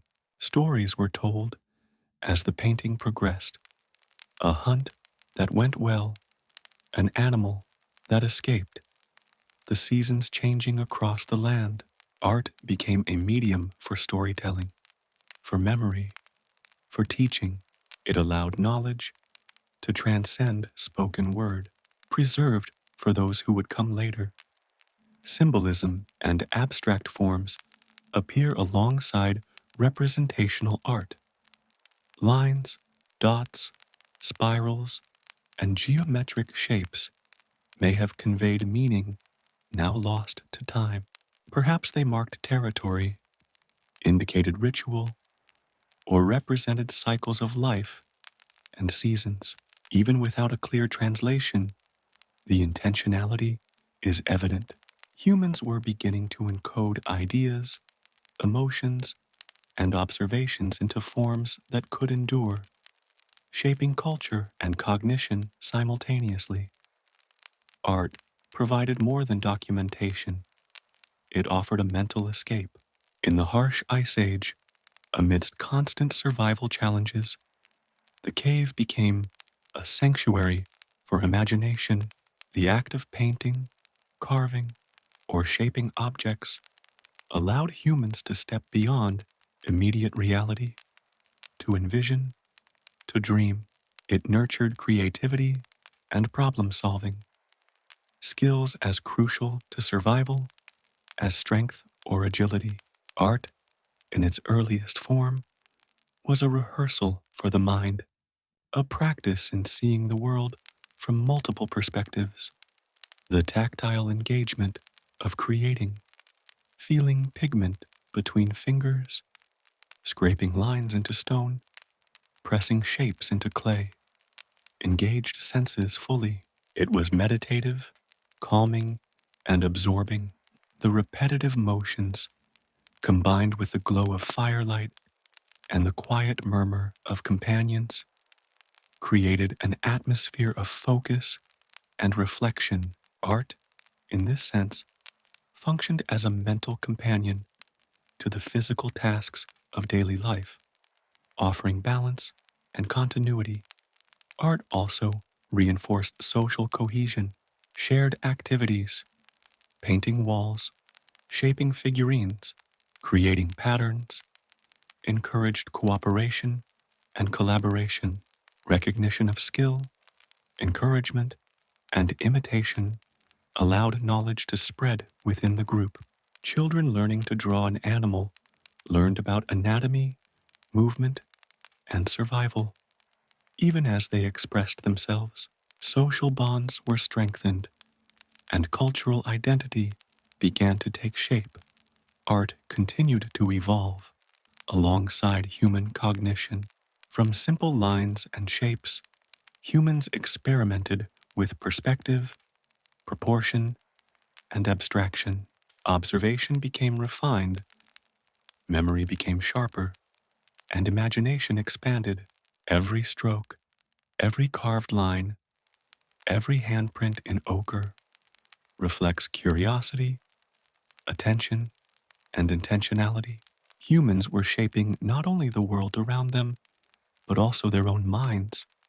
Early humans observed patterns in nature, the changing seasons, the cycles of the moon, the movements of animals, the rising and setting of the sun. These patterns were crucial for survival, but they also sparked wonder. Lightning, thunder, sudden floods, or mysterious animal behavior were powerful, sometimes frightening, and often inexplicable. Humans began to attribute intention, spirit, or life to these forces, creating the first seeds of religious thought. Imagine a group gathered around the fire at dusk. An elder gestures toward the moon, pointing out its phases and their significance for hunting or planting. Another places a stone in a particular spot near the hearth, perhaps as a symbol of protection or gratitude. Children watch, learning the rituals and observing the careful attention given to the unseen forces around them. These actions are both practical and spiritual, entwining survival with understanding of the sacred. Animals often played a central role in belief systems. Hunters revered the creatures they depended upon, sometimes honoring the spirits of prey through ritual gestures, offerings, or symbolic markings on cave walls. This was not mere superstition. It reflected respect, acknowledgement, and reciprocity. To take life for sustenance was necessary, but it was also bound by a moral and spiritual framework that emphasized balance. The deer, bison, mammoth, or fish was both a source of life and a living being worthy of recognition. Cave paintings and carvings sometimes reflect this dual purpose. A meticulously drawn mammoth, surrounded by human figures or abstract symbols, may indicate more than an observation of the natural world. It could represent a ritual, a prayer for a successful hunt, or an attempt to connect with the spirit of the animal. Each mark on the wall carried intention, reverence, and meaning, linking the tribe to the mysteries they could not fully understand. Objects were also imbued with spiritual significance.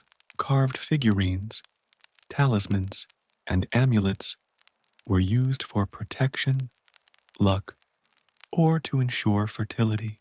These items might be carried on the body, placed near sleeping areas, or included in burial rituals. Materials were chosen carefully: bones, stones, shells, and shaped with deliberate care. Even the smallest object could hold immense symbolic power, embodying hope, guidance, or remembrance. Ritual itself was central to early belief. Actions performed repeatedly, with intention and care, created structure and meaning in the chaotic natural world. Fire ceremonies, offerings of food, marking the solstices, or mimicking hunting gestures, all served to bridge the human experience with forces perceived as greater than themselves. Ritual created continuity, connecting the tribe to ancestors, nature, and the cycles of life. Shamanic figures or spiritual leaders may have emerged in these early communities. These individuals, often older or particularly observant, guided rituals, interpreted signs, and mediated between the tangible and unseen worlds. They held no formal power in a political sense, but their knowledge and insight earned respect and influence. Through their guidance, early humans could navigate uncertainty, find reassurance, and cultivate a sense of order in a dangerous and unpredictable world. Belief also shaped social behavior. Shared rituals, symbols, and taboos fostered group cohesion. For instance, prohibitions against wasting meat, harming certain animals, or desecrating sacred spaces reinforced cooperation, respect, and shared values. Religion and belief were practical as well as spiritual. They encouraged behaviors that enhanced survival while providing a framework for understanding life's mysteries. Even death and the treatment of the dead reflected early belief systems. Burial rituals, placement of grave goods, and careful attention to remains suggest that early humans conceived of an existence beyond physical life. These practices indicated reverence, memory, and possibly an understanding of continuity. A buried child might be accompanied by tools, ornaments, or symbolic objects, demonstrating both care and an attempt to ensure protection or guidance in the unknown beyond. Belief fostered imagination and creativity. Myths, legends, and stories likely emerged from attempts to explain natural phenomena, animal behavior, or the cycles of life. A cave wall might depict a dramatic scene of humans confronting a powerful predator, surrounded by abstract markings that represented danger, spirits, or celestial events. These narratives helped convey important lessons, teaching young members of the tribe how to interpret the world while simultaneously nurturing wonder and curiosity. Symbols were powerful. Lines, dots, spirals, and repeated patterns often accompanied figurative art. While their exact meaning is lost to us, they likely conveyed spiritual ideas, group identity, or ritual significance. Repetition, placement, and care in creating these patterns indicate intentionality and reverence. Even in abstraction, early humans sought connection, meaning, and understanding beyond the immediate. Belief also encouraged mindfulness and observation, to honor the spirits of animals, to respect the cycles of nature, and to perform rituals correctly. Humans had to watch, learn, and anticipate. This attentiveness to detail reinforced survival skills while also fostering a sense of humility and reverence. Religion was intertwined with perception, ensuring that humans were deeply attuned to the world around them. Through early belief, humans began to ask questions that had no immediate answers. Why do we exist? What happens when we die? How does the world work? These questions, born of observation, wonder, and fear, planted the seeds for philosophy, science, and theology. Even without formal language, humans were exploring abstract thought, reflection, and the meaning of life. As night deepens in the cave, the fire burns low, and the tribe settles for rest. The rituals, symbols, and objects of belief are silent but present, a subtle reminder of forces greater than themselves. The shadows on the walls become vessels for imagination, dreams, and the unseen. Belief is not just in the acts performed, but in the awareness, intention, and respect that shape every motion and decision. Early religion and belief were fundamental to life. They guided behavior, strengthened communities, nurtured creativity, and provided comfort in an unpredictable world. Through ritual, symbolism, and reverence, humans connected with the unseen, honored the living and the dead, and began the journey of understanding existence itself. Around the fire, in the quiet of the cave, belief created meaning, weaving humanity's first conscious reflection into the fabric of survival. As the night stretches across the Ice Age landscape and the cave settles into quiet calm, another subtle but profound activity fills the space between survival and imagination. Music. Even without instruments as we know them today, early humans discovered rhythm, sound, and melody as ways to communicate, celebrate, and connect. Music was not just entertainment, it was a bridge between mind, body, and community. Imagine a group gathered near the fire, the glow illuminating stone walls, the shadows dancing in harmony with flickering flames. One person taps a stone gently against another, producing a sharp, clear note. Another claps hands, adding a steady beat. A child hums, experimenting with tone.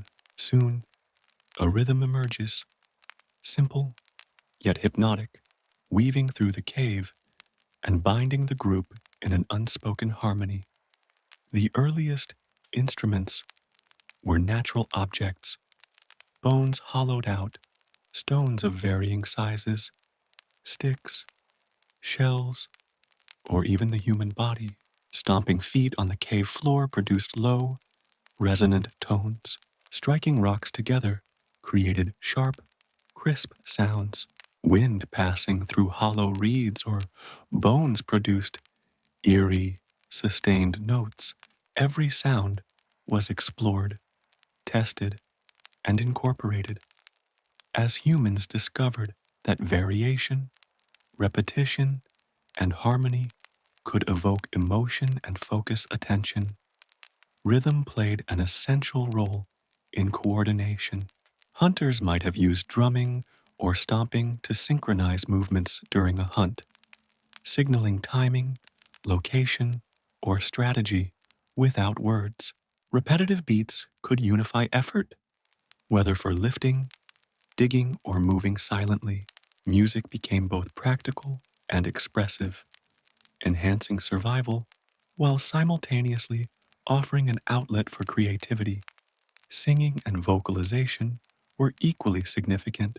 Early humans experimented with tone, pitch, and resonance, creating melodies that reflected the natural world. Calls of birds, the rustle of leaves, the flow of water, vocal sounds accompanied gestures, storytelling, or ritual, emphasizing emotion and meaning. Even in the absence of language, melody conveyed information, mood, and intention, strengthening social bonds. Music was closely tied to ritual and spiritual life. Around the fire, humans might create patterns of sound to honor animals, mark seasonal changes, or celebrate successful hunts. Rhythms and melodies helped focus attention, signal transitions, and establish sacred time. Sound became a vessel for connection with unseen forces, a way to structure experience and create a sense of order in a world that was otherwise unpredictable. The communal nature of music reinforced social cohesion. Participating in rhythm, song, or clapping strengthened empathy, coordination, and group identity. Individuals learned to anticipate, respond, and synchronize, developing both cognitive and emotional skills. Even young children could join, clapping hands or tapping stones, gradually learning patterns that bound them to the rhythm of the group and the flow of the day's activities. Finally, art created continuity across generations. The walls of caves, the carvings on bone, the pigments pressed into stone. These were lessons, stories, and memories preserved for the future.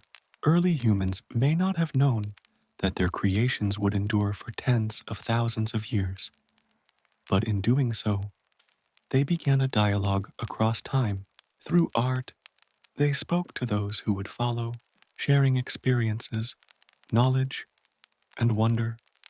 In the quiet of the cave, as the fire dies down and shadows lengthen, one can almost see the hands at work, scraping, painting, pressing, carving.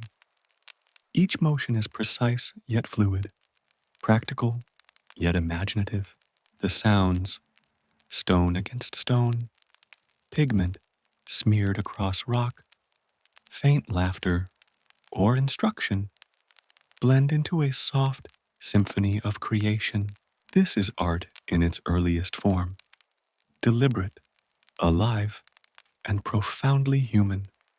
Art and expression, like toolmaking, fire, and communication, were not separate from survival.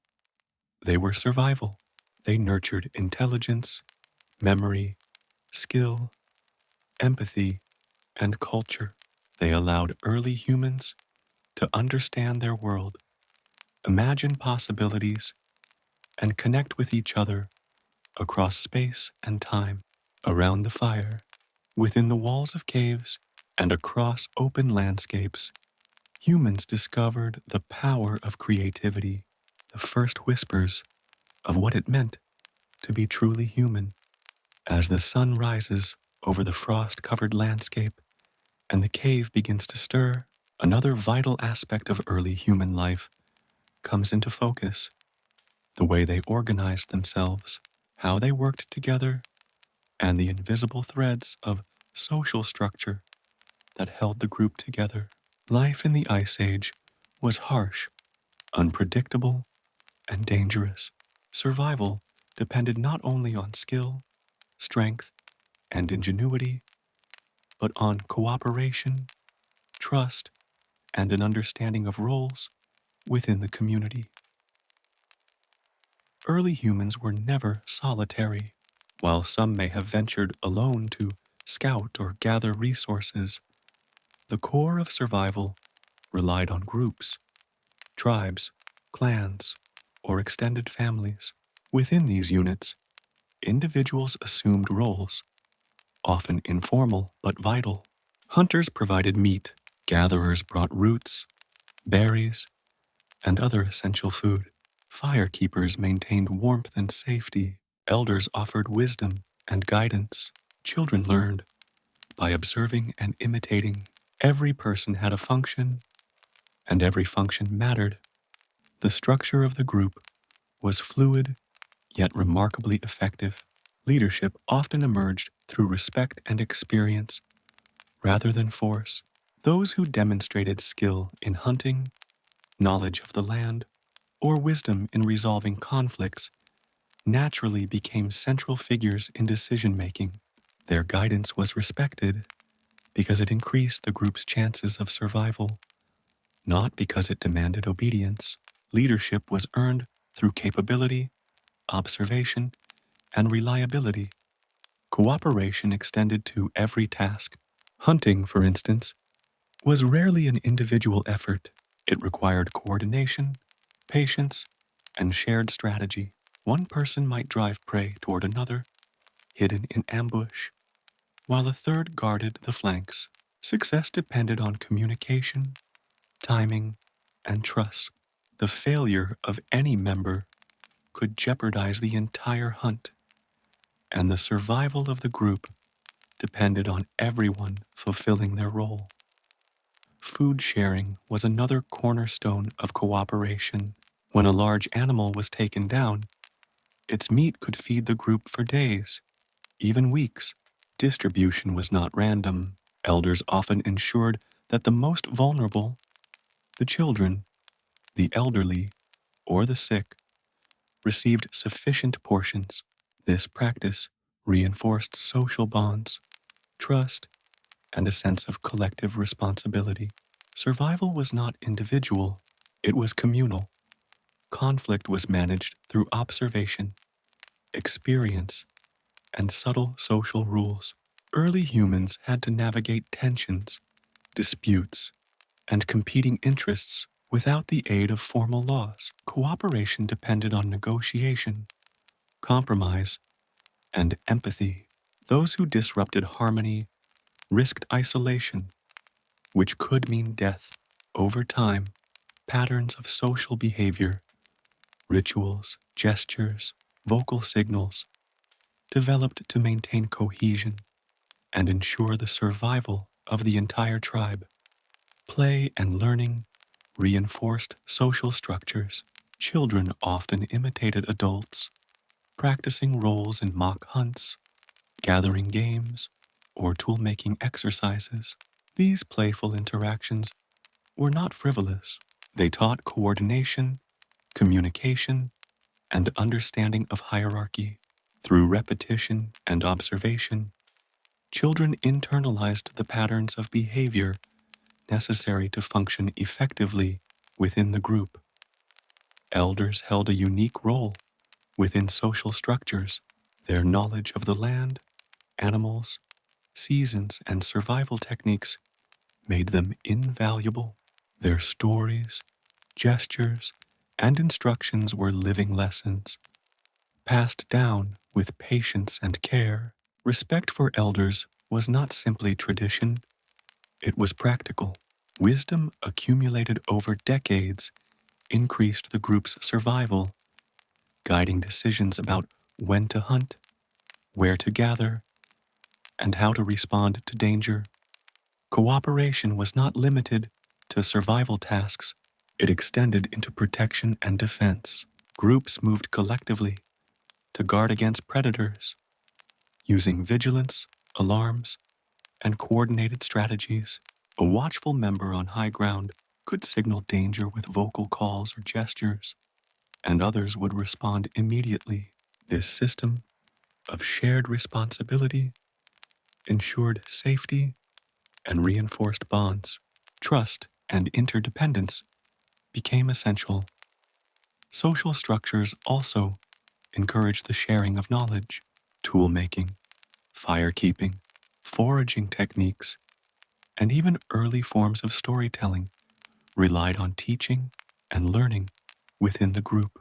Skills were transmitted through demonstration and participation rather than formal instruction. Those who mastered a task often taught others, ensuring that critical knowledge was not lost. Cooperation allowed learning to be cumulative, building expertise over generations. Ritual and symbolic behavior emerged as part of social cohesion. Early humans may have gathered to celebrate a successful hunt, mark a seasonal change, or honor an ancestor. These shared activities reinforced identity, unity, and trust. They reminded members of the tribe that survival was not only about individual skill, but about being part of a larger whole. Community rituals created a sense of belonging, purpose, and safety. Decision making was often collective. Even when a leader emerged, major choices, when to move, where to settle, or how to distribute resources, were discussed through gestures, vocal cues, and consensus.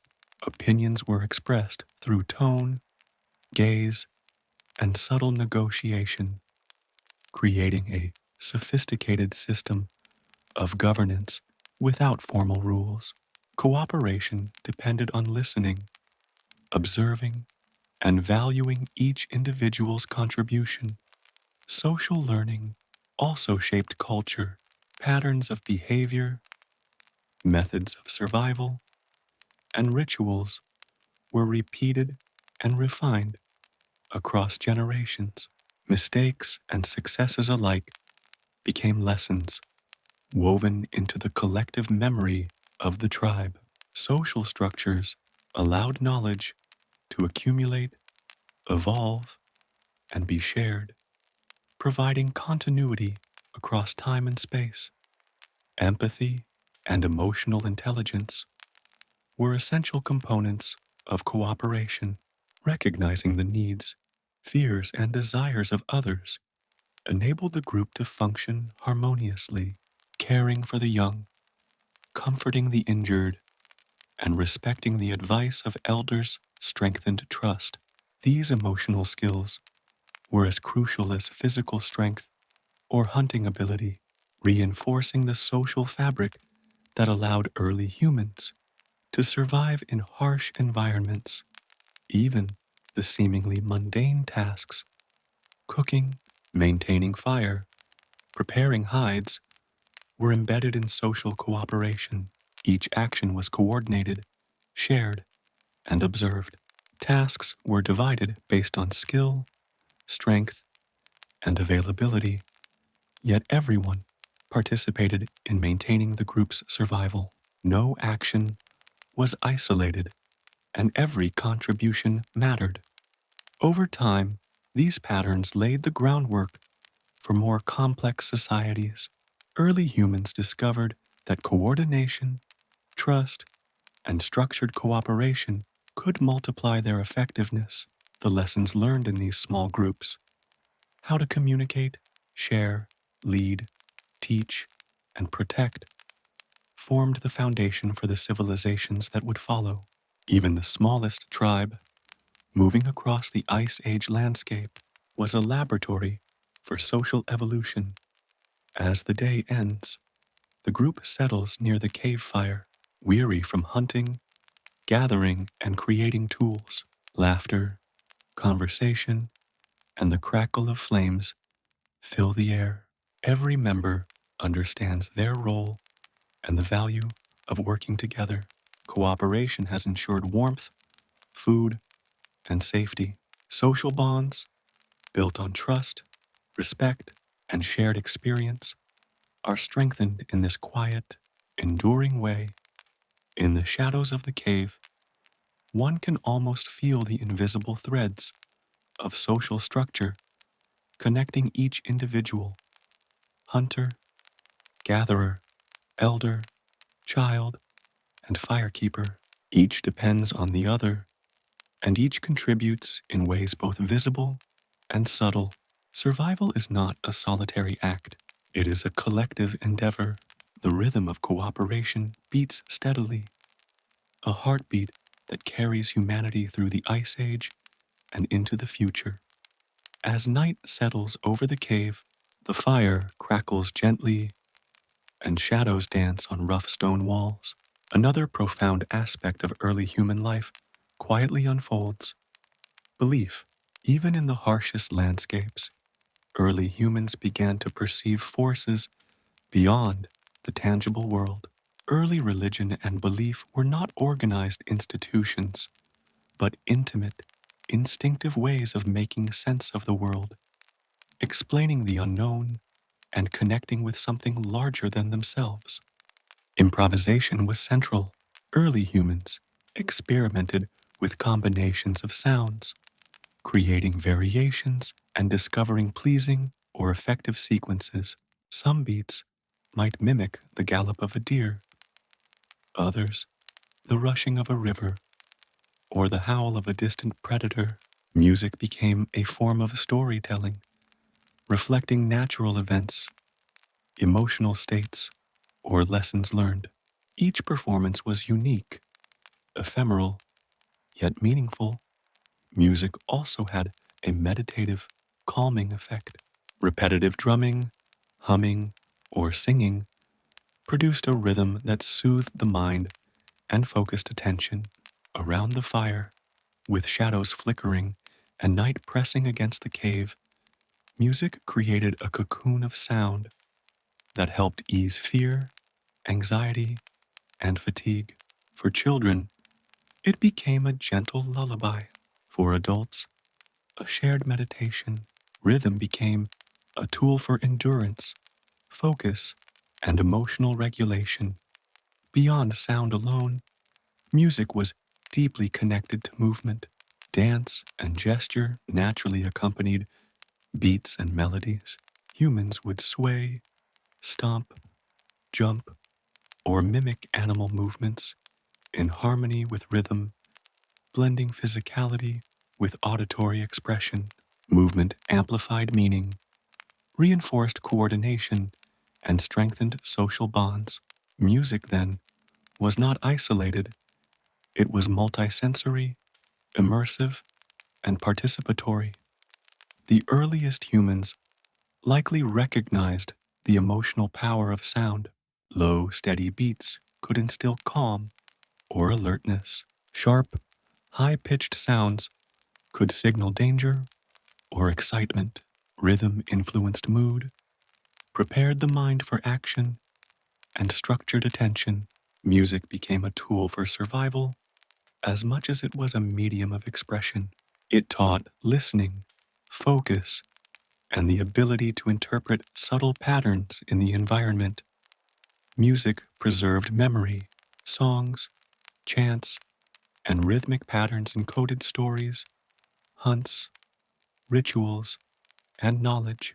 Repetition ensured that these lessons endured, passed down through generations. Even without writing, early humans could remember sequences, locations, and procedures through melody and rhythm. Music became a cognitive tool, aiding memory and reinforcing cultural continuity. Imagination thrived through music. The blending of natural sounds, improvisation, and storytelling encouraged humans to hear the world creatively. Every whisper of wind, rustle of leaves, or call of an animal could inspire a beat, a melody, or a pattern. Music nurtured the mind, inviting exploration, prediction, and emotional engagement, expanding the human experience beyond immediate survival.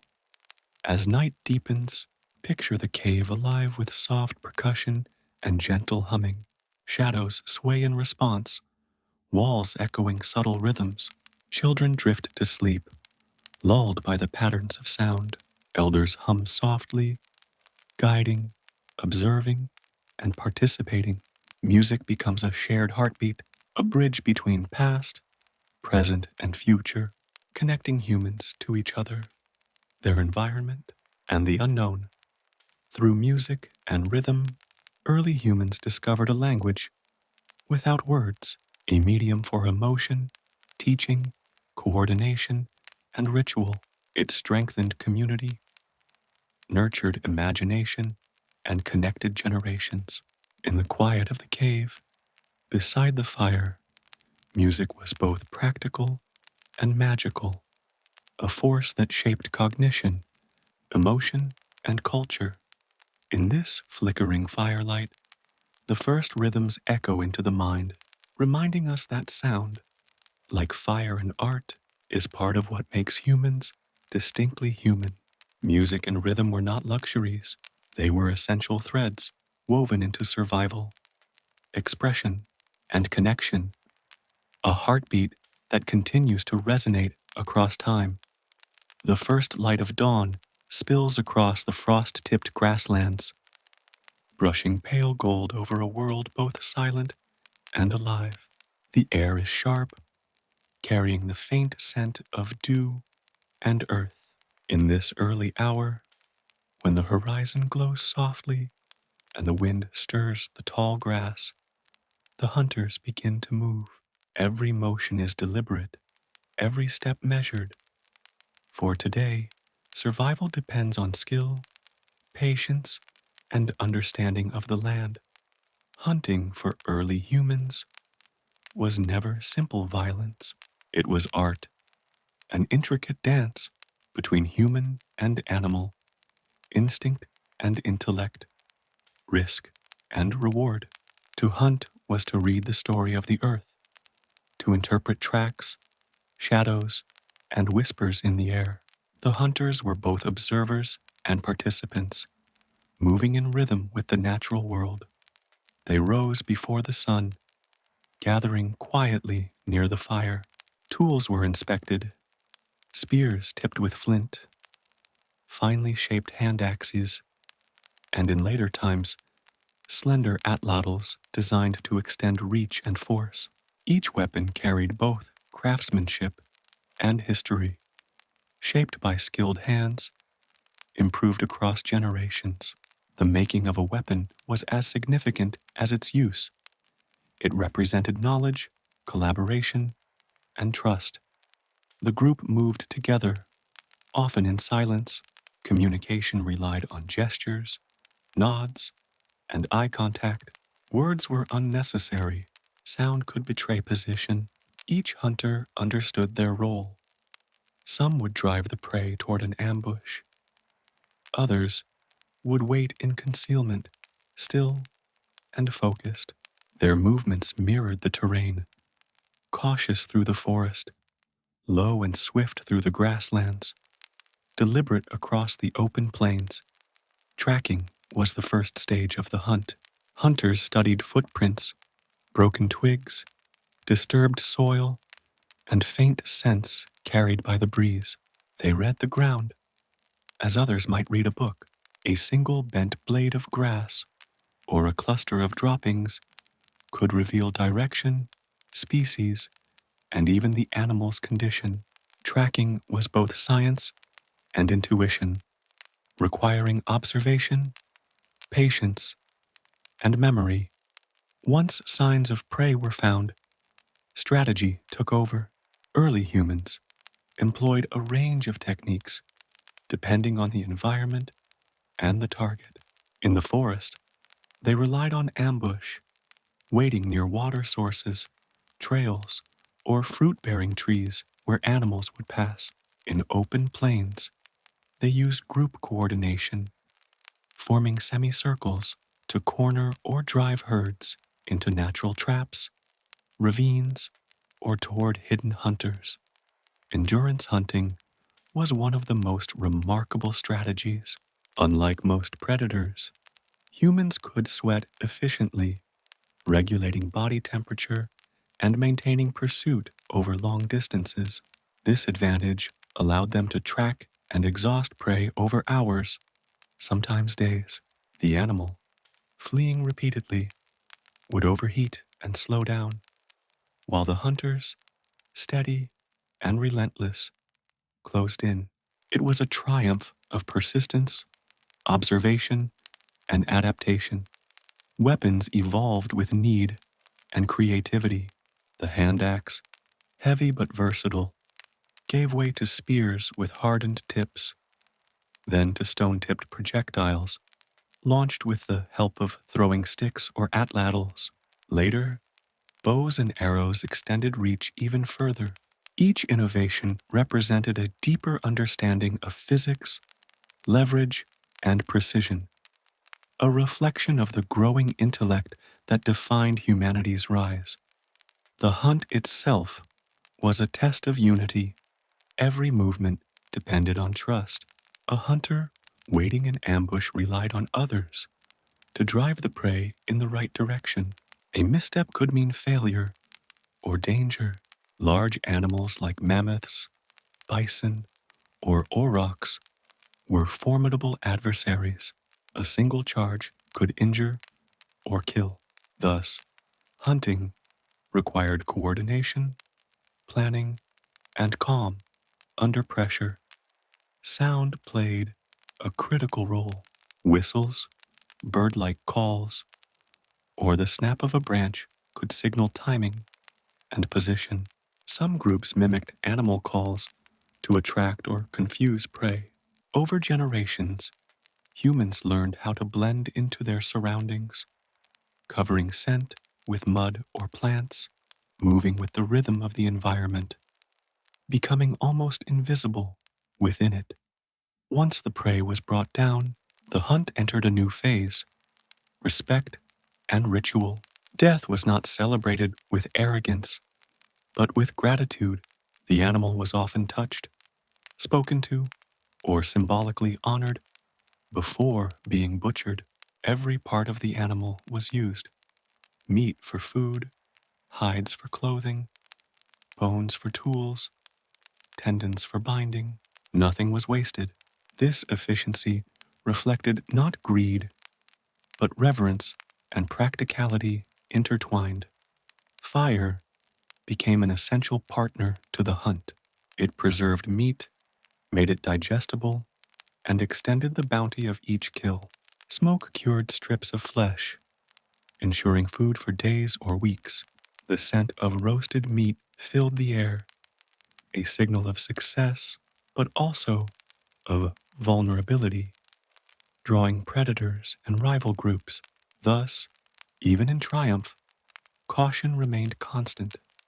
Through hunting, early humans developed critical cognitive abilities: planning, problem solving, spatial reasoning, and social coordination were refined through experience.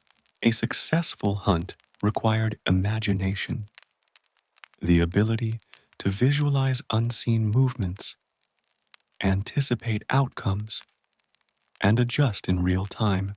Each hunt was both survival and schooling, shaping the mind as much as it fed the body. Hunting also influenced culture and storytelling. Around evening fires, the events of the day were recounted: the pursuit, the near misses, the courage, and the strategy. These narratives were not just entertainment, they transmitted knowledge, tactics, and moral lessons. Over time, hunting stories became mythology, blending memory and imagination, turning survival into art. Art itself often reflected the significance of the hunt. Caves, deep within limestone mountains, hold paintings of bison, deer, and mammoths rendered with remarkable precision and emotion. These depictions were not merely decoration, they were reverence made visible. They preserved the memory of the hunt and perhaps, in their repetition, served as rituals for future success. Hunting shaped identity. It defined strength, cooperation, and wisdom. To be a skilled hunter was to hold knowledge of the land, the animals, and the patterns of nature. Yet it was not solely a male pursuit. Evidence suggests that women, too, participated, tracking, gathering intelligence, or assisting in the hunt. Survival demanded flexibility and shared purpose more than rigid division. As dusk descends, the hunters return, weary but satisfied. Smoke curls into the sky, carrying the scent of fire and cooking meat. Children run to meet them, eyes bright with excitement. The day's tension melts into relief and gratitude. Around the fire, the tribe feasts, each bite a reminder of the delicate balance between life taken and life sustained. The art of hunting was never just about killing, it was about understanding.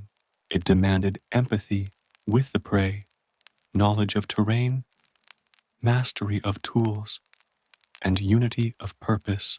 It taught patience, respect, and foresight. The hunter's quiet footsteps across the ancient earth echo through time, reminders of the discipline, intelligence, and cooperation that made humanity's survival possible. And as the stars bloom above the plains, their cold light falling softly over the sleeping hunters, the world seems briefly at peace. The circle of life turns once more, and tomorrow, as dawn rises again, the rhythm of survival will begin anew. As the hunters vanish into the distance, the rest of the group turns toward the land itself, their eyes tracing the subtle language of leaves, roots, and fruit. Gathering and foraging were the steady heartbeat of early human life, quieter than the thrill of the hunt, but equally vital. While hunting brought bursts of abundance, foraging offered consistency, the daily rhythm of nourishment drawn gently from the earth.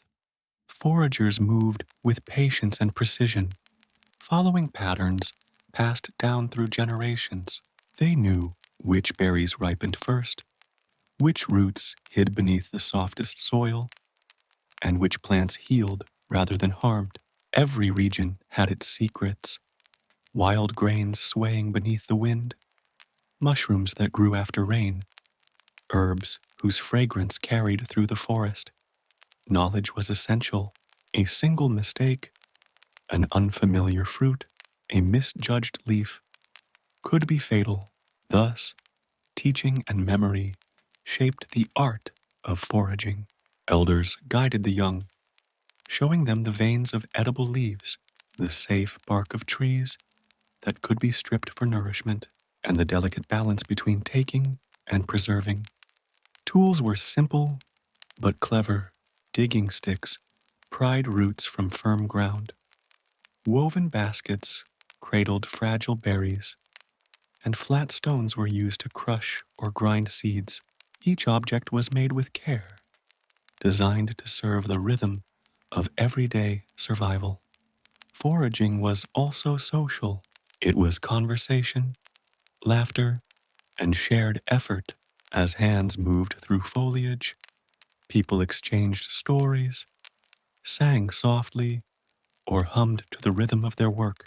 It was a moment of connection to nature, to one another, and to the calm steadiness of life, sustained by knowledge and care. As the sun dips low, baskets fill with color, reds, greens, browns, and golds. The group returns home carrying not just food, but the quiet satisfaction of providing. In the world of early humans, Survival wasn't a solitary act. It was harmony with the land. Each berry, each seed, each handful of roots was a promise that even in the wildest landscapes, nature would provide and humanity would listen. Fire was more than light and heat. It was the center of civilization before civilization even had a name. For early humans, discovering and mastering fire marked one of the greatest turning points in history. It transformed how they lived, what they ate, and even how they thought. At first, fire was a mystery. Lightning might strike a tree, setting the forest ablaze, or a volcanic eruption could scatter embers across the land. Curious, cautious, and observant, early humans learned to carry those flames, feeding them with dry grass and wood, protecting them through rain and wind. Eventually, they learned how to create fire themselves, perhaps by striking flint against stone or by friction, rubbing sticks together until smoke rose and sparks caught. With fire came warmth, allowing people to survive in colder climates and venture farther than ever before. It turned caves from dark shelters into livable homes. It drove away predators, making nights safer. The flickering glow extended the day, letting work, storytelling, and toolmaking continue long after sunset. But perhaps fire's most revolutionary impact was on food. Raw meat and roots, transformed under heat, softer, richer in flavor, easier to chew and digest. Cooking unlocked more nutrients and energy, giving humans an evolutionary advantage. It strengthened social bonds too. Meals shared around the fire became moments of community, reflection, and communication. Fire also played a role in innovation. Hardened spear tips, pottery, and early metalwork all began with the control of flame. Even smoke became useful, preserving meat, signaling across distances, or calming insects during foraging. To protect fire was a sacred duty. Someone always stayed behind to tend the embers, feeding them slowly, ensuring they never died. Losing fire meant starting from nothing again. Fire wasn't just a tool, it was a teacher. It taught responsibility, patience, and awareness. It shaped culture, diet, and technology. More than anything, it defined humanity's growing command over the natural world. For early humans, survival wasn't only about food and fire, it was about protection. The elements could be merciless: bitter winds, driving rain, and scorching heat. Clothing and shelter became essential tools for endurance, creativity, and adaptation. In the beginning, clothing was simple necessity. Animal hides, scraped clean and softened, were wrapped around the body for warmth. Over time, these coverings evolved into carefully crafted garments. Sinew from tendons became thread. Bones were shaped into needles. Early humans began to stitch hides together, creating tailored clothing that fit snugly, shielding them from cold and moisture. Different environments inspired different solutions. In colder regions, thick furs from mammoths, reindeer, or bison kept tribes alive through glacial winters. In warmer climates, woven grasses, bark fibers, and lighter hides offered protection without overheating. Clothing also served practical functions: pouches for carrying tools, straps for holding weapons, and coverings that camouflaged hunters against their surroundings. But clothing carried meaning beyond survival. Decoration emerged: beads carved from bone, shells, or seeds sewn into hides Dyes from crushed minerals and plants added color. These details may have reflected identity, skill, or group affiliation. Even in the harshest times, humans sought beauty and individuality in what they wore. Shelter followed the same pattern of ingenuity.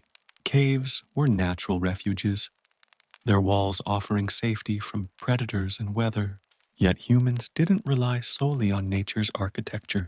They built, using branches, animal bones, and hides. They constructed domed huts, or lean-tos, that could be moved as seasons changed. In colder areas, mammoth bones formed the framework for large tents covered in fur, creating insulated homes against the ice. Inside, the hearth was the heart of the shelter.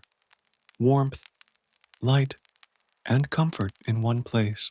Around it, tools, food, and sleeping areas were arranged with care. These spaces weren't random. They reflected early organization and domestic planning. Clothing and shelter did more than shield the body. They expressed human adaptability. Each stitch, each wall of bone or branch told the story of a species learning not just to survive the world, but to shape it to their needs. At the heart of every early human group was the family, the foundation upon which survival, learning, and continuity rested. Long before agriculture or cities, the bonds between parents, children, and elders defined the rhythm of daily life and the transmission of knowledge that kept the species alive. Families in prehistoric times were often small but closely connected within larger bands or clans. Cooperation was essential.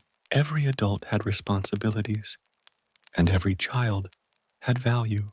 Infants were carried constantly, wrapped in soft furs or slings made from hide, kept close for warmth and safety. Mothers nursed their children for years, ensuring survival through long, cold seasons when food was scarce. Childhood was not sheltered or idle. It was education through observation. Children watched adults closely, learning how to make tools, recognize edible plants, start fires, and track animals. They imitated what they saw, turning play into practice. Small groups of children often explored together, experimenting with sticks, stones, and clay, unconsciously rehearsing the skills they would need as adults. Fathers, mothers, and elders all shared in teaching. Knowledge was not stored in books. It lived in stories, songs, and daily demonstration. Around the evening fire, children listened to tales of hunts, migrations, and spirits of the land. These stories weren't just entertainment, they were lessons in caution, cooperation, and respect for nature. Discipline came from example rather than punishment. The dangers of the wild taught their own lessons. A child who strayed too far or ignored instruction risked real harm. Over time, awareness, caution, and community instincts became second nature. Elders held a revered role in family life. Their experience was a living library of survival, how to predict weather, treat injuries, or navigate terrain. They often helped raise the young, allowing parents to hunt or gather. This intergenerational care strengthened family unity and preserved vital knowledge. Through family and child rearing, early humans built continuity. They ensured that each generation inherited not only tools and techniques, but also the values of cooperation, respect, and resilience. Family was the thread that bound the past to the future, the quiet constant in a world of change. The rise of humanity can be traced through stone, bone, and fire, the raw materials that became the building blocks of civilization. Tools were more than objects. They were extensions of the human mind, proof that thought could shape matter and transform survival into innovation. The earliest tools were simple but revolutionary. Sharp flakes of stone struck from larger rocks. With these, early humans could cut meat, scrape hides, and shape wood. The leap from using found objects to making purpose-built tools was monumental. It marked the moment when humans began to manipulate nature deliberately, not just react to it. Over time, craftsmanship improved. Flint and obsidian became prized materials, their edges sharper than steel when fractured correctly. The hand axe, teardrop-shaped and symmetrical, was a masterpiece of design, capable of chopping, digging, and cutting. Each new tool represented experimentation, memory, and shared knowledge passed from one generation to the next. Bones and antlers joined stone as raw materials. They were carved into points for spears, needles for stitching hides, and hooks for fishing. With these, early humans expanded their reach, mastering both land and water. Even fire itself became a technological partner, used to harden wood or prepare stone for shaping. Innovation often came from necessity. When larger prey became scarce, humans devised new hunting strategies and lighter, more precise weapons, like the spear thrower or atlatl, which extended the arm's power. Later, the invention of the bow and arrow revolutionized distance hunting, allowing for precision and safety. Toolmaking was also social.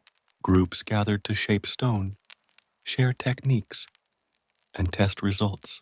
Knowledge spread through imitation and teaching, accelerating advancement across generations and even between tribes. Each spark struck against stone, each edge carefully shaped, represented a quiet victory of mind over environment. Tools did more than ensure survival. They redefined it. They symbolized curiosity, ingenuity, and foresight, the very qualities that would carry humanity from the shadows of the Ice Age to the dawn of civilization. Before the first words were ever spoken, humanity communicated through sound, gesture, and expression. A glance, a motion of the hand, or a shift in tone could convey warning, reassurance, or command. Yet, from these simple beginnings, language, the most defining feature of humankind, slowly emerged. Communication was essential for survival. Coordinating a hunt, warning of danger, or teaching toolmaking required shared understanding. Early humans likely relied on a mix of vocalizations and body language. Sharp calls signaled urgency, low tones conveyed calm, and facial expressions added meaning long before speech took shape. The ability to interpret and respond to these cues made cooperation possible. As brain size increased, so did complexity. Over generations, these sounds evolved into structured patterns, proto-words, repeated and recognized by the group.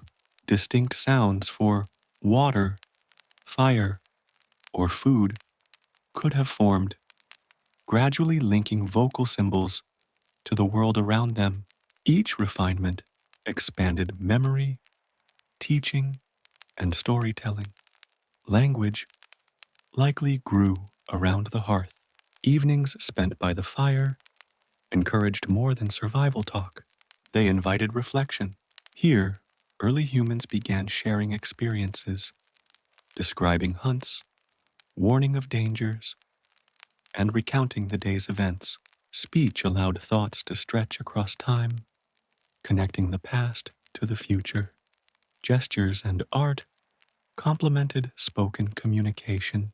Marks on cave walls, carved symbols, and arranged stones may have served as visual language, records, boundaries, or expressions of belief. These were the ancestors of writing, small steps toward permanence in a world otherwise shaped by impermanence. Language also deepened emotion and social bonds. It allowed comfort, humor, and persuasion.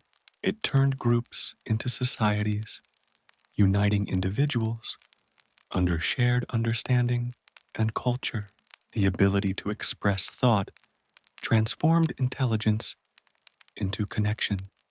By the time early humans walked out of the Ice Age, their voices carried not just sounds, but meaning, memory, and imagination. From whispers beside the fire to coordinated calls across a hunt, language had become humanity's greatest invention, a bridge from instinct to thought, from isolation to community. Even before temples or scriptures, humanity carried belief in its heart. The world of early humans was vast, unpredictable, and alive with mystery. Thunder, the movement of the stars, the death of a companion, all demanded explanation. From that need to understand came the first sparks of faith and ritual. Early humans likely viewed nature as filled with spirit. The wind that stirred the trees, the fire that danced, and the animals they hunted may all have been seen as possessing life beyond the visible. This belief, often called animism, was humanity's first religion, a worldview where everything, even a stone or a river, carried a soul. Rituals grew from this understanding. When a hunt succeeded, the animal might be honored, skulls were kept, bones arranged, and gestures of gratitude made to ensure future abundance. Firelit ceremonies may have included chants, rhythmic drumming, and dancing, acts that united the tribe and reinforced respect for the forces that sustained them. Burial practices reveal much about early belief. The dead were not simply left behind, they were placed carefully in graves, sometimes with tools, food, or ornaments. Such offerings suggest faith in an afterlife, or at least an awareness that death was not the end. In these burials, we glimpse the birth of spirituality and the earliest reflections on mortality. Shamans or spiritual leaders likely emerged, individuals believed to communicate with unseen realms through trance, dreams, or ritual. They guided ceremonies, healed the sick, and interpreted signs in nature. Their presence marked a growing complexity in social and spiritual life. Rituals also created cohesion. Shared belief bound people together, giving purpose to hardship and meaning to mystery.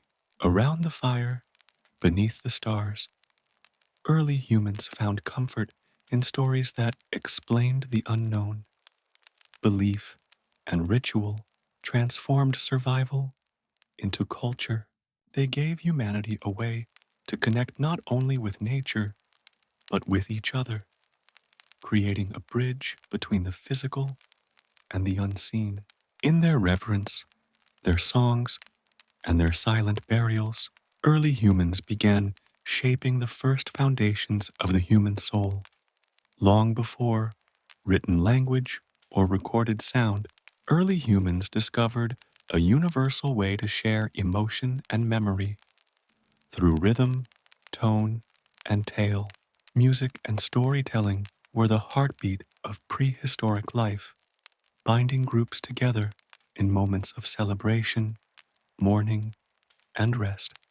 Music likely began as imitation of nature, the rustle of wind, the patter of rain, or the call of birds may have inspired humans to create their own rhythms. Clapping, stomping, or striking sticks together produced beats that echoed through valleys and caves. Over time, they learned that sound could stir emotion, bring calm, excitement, or courage. Flutes made from bird bones or mammoth ivory are among the oldest instruments ever found. These delicate tools, tens of thousands of years old, produced haunting melodies that might have accompanied dances or rituals. Drums made from a stretched hide, rattles filled with pebbles, and hollow logs struck with sticks added to the soundscape. Music was not just entertainment, it was expression, ceremony, and connection. Storytelling followed naturally. Around the fire, when the day's work was done and darkness wrapped the land, voices rose. Elders recounted hunts, migrations, and lessons of survival. Over time, stories grew into something greater: myth, the merging of memory and imagination. They explained where storms came from, why animals behaved as they did, and how the world began. These stories carried knowledge across generations. Through them, people learned when to plant, where to travel, and how to behave. A well-told story preserved wisdom long after its teller was gone. Some tales likely honored heroes or ancestors, while others warned of danger or celebrated triumph. Music and story shared a purpose: to remind humans they were part of something larger. Whether through a rhythmic chant or a whispered legend, both gave shape to feeling and meaning to memory. In every beat of a drum and every flicker of firelight, early humans found not just survival, but a voice that would echo through all of time. Early humans were not isolated wanderers. They were part of a network of exchange, driven by need, curiosity, and ingenuity. Trade and exchange emerged as essential tools for survival, allowing groups to access resources, share knowledge, and build social connections across distances. Most trade was practical. Certain regions offered unique materials: flint for tools, obsidian for cutting edges, shells for decoration, or pigments for art. No single group controlled all resources, so exchange became vital. Bartering was straightforward. One tribe might trade carefully crafted tools for food, furs, or jewelry. These interactions extended beyond mere survival. They fostered trust, diplomacy, and communication. Trade routes developed naturally. Humans traveled seasonally, following animals or plant cycles, carrying goods from one region to another. Even small tokens, like shells or beads, could travel hundreds of kilometers, connecting distant communities. The movement of these objects indicates not only material exchange, but the spread of ideas, techniques, and cultural practices. Exchange also strengthened social bonds. Sharing resources created alliances, reduced conflict, and reinforced reciprocity. A tribe that helped another during scarcity could expect support in return. Early humans understood that cooperation extended beyond immediate kin. It was a strategy for long-term survival. Trade encouraged innovation. As groups encountered new materials, they experimented with techniques they had never seen. Obsidian sharpened tools more effectively, pigments created richer cave paintings, and different fibers inspired better clothing and shelter. Cultural and technological knowledge flowed alongside goods, accelerating advancement in ways individual groups could not achieve alone. Beyond material needs, trade had symbolic significance. Some objects were valued for their rarity or beauty, serving as status markers, ceremonial items, or tokens of alliance. In exchanging them, humans began forming social hierarchies and expressing identity, prestige, and shared belief. Through trade and exchange, early humans became more than local survivors. They became interconnected societies, networks of movement, cooperation, and communication laid the foundation for the complexity of human culture. Even in the harshest landscapes, the simple act of giving and receiving strengthened resilience, knowledge, and community across generations. Early humans were explorers at heart, constantly testing the boundaries of their environment. Migration and exploration were not random wanderings. They were strategic responses to climate, resources, and opportunity, shaping the very path of human evolution. Climate shifts, droughts, and the availability of food often prompted movement. When herds migrated or plants withered, humans followed, learning the rhythms of the land. Ice Age conditions demanded adaptability. Survival depended on knowing when to stay, when to travel, and how to navigate unfamiliar terrain. Migration required careful planning. Humans studied rivers, mountains, and coastlines, noting natural corridors and safe shelters. Groups traveled in small, cohesive units, balancing speed with safety. Knowledge of edible plants, water sources, and predator behavior dictated the routes taken. Exploration was both physical and intellectual, a continuous exercise in observation, problem solving, and foresight. Tools and technology supported long journeys. Lightweight, portable weapons, containers for food, and warm clothing allowed humans to endure harsh conditions. Fire provided warmth at night, and crafted shelters offered temporary refuge along the way. Even simple items, like carried stones or bones, could serve multiple purposes, showing ingenuity and foresight in migration planning. Exploration also facilitated cultural exchange. As groups encountered new landscapes, they met other humans, exchanged resources, and shared ideas. Techniques for toolmaking, hunting strategies, or clothing often spread across regions. Migration became a vector not only for survival, but for cultural development. Beyond necessity, curiosity likely played a role. Humans sought new horizons, fertile lands, and perhaps even the thrill of discovery. Each step into unknown territory strengthened adaptability, memory, and cooperation, traits that would define the species for millennia.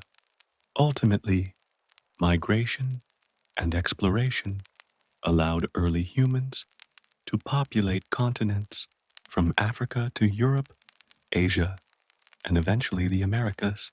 These journeys were not just physical, they were transformative, turning small bands of survivalists into a globally dispersed, innovative species capable of shaping and mastering diverse environments. Now, with a smile on your face, you will have a good understanding of what cavemen actually did all day, and perhaps a new respect for those ancient dreamers who paved the way for all of us. Sleep well, and let your thoughts drift back to that quiet cave where the fire still flickers in the dark. Good night, dear friend. See you next time.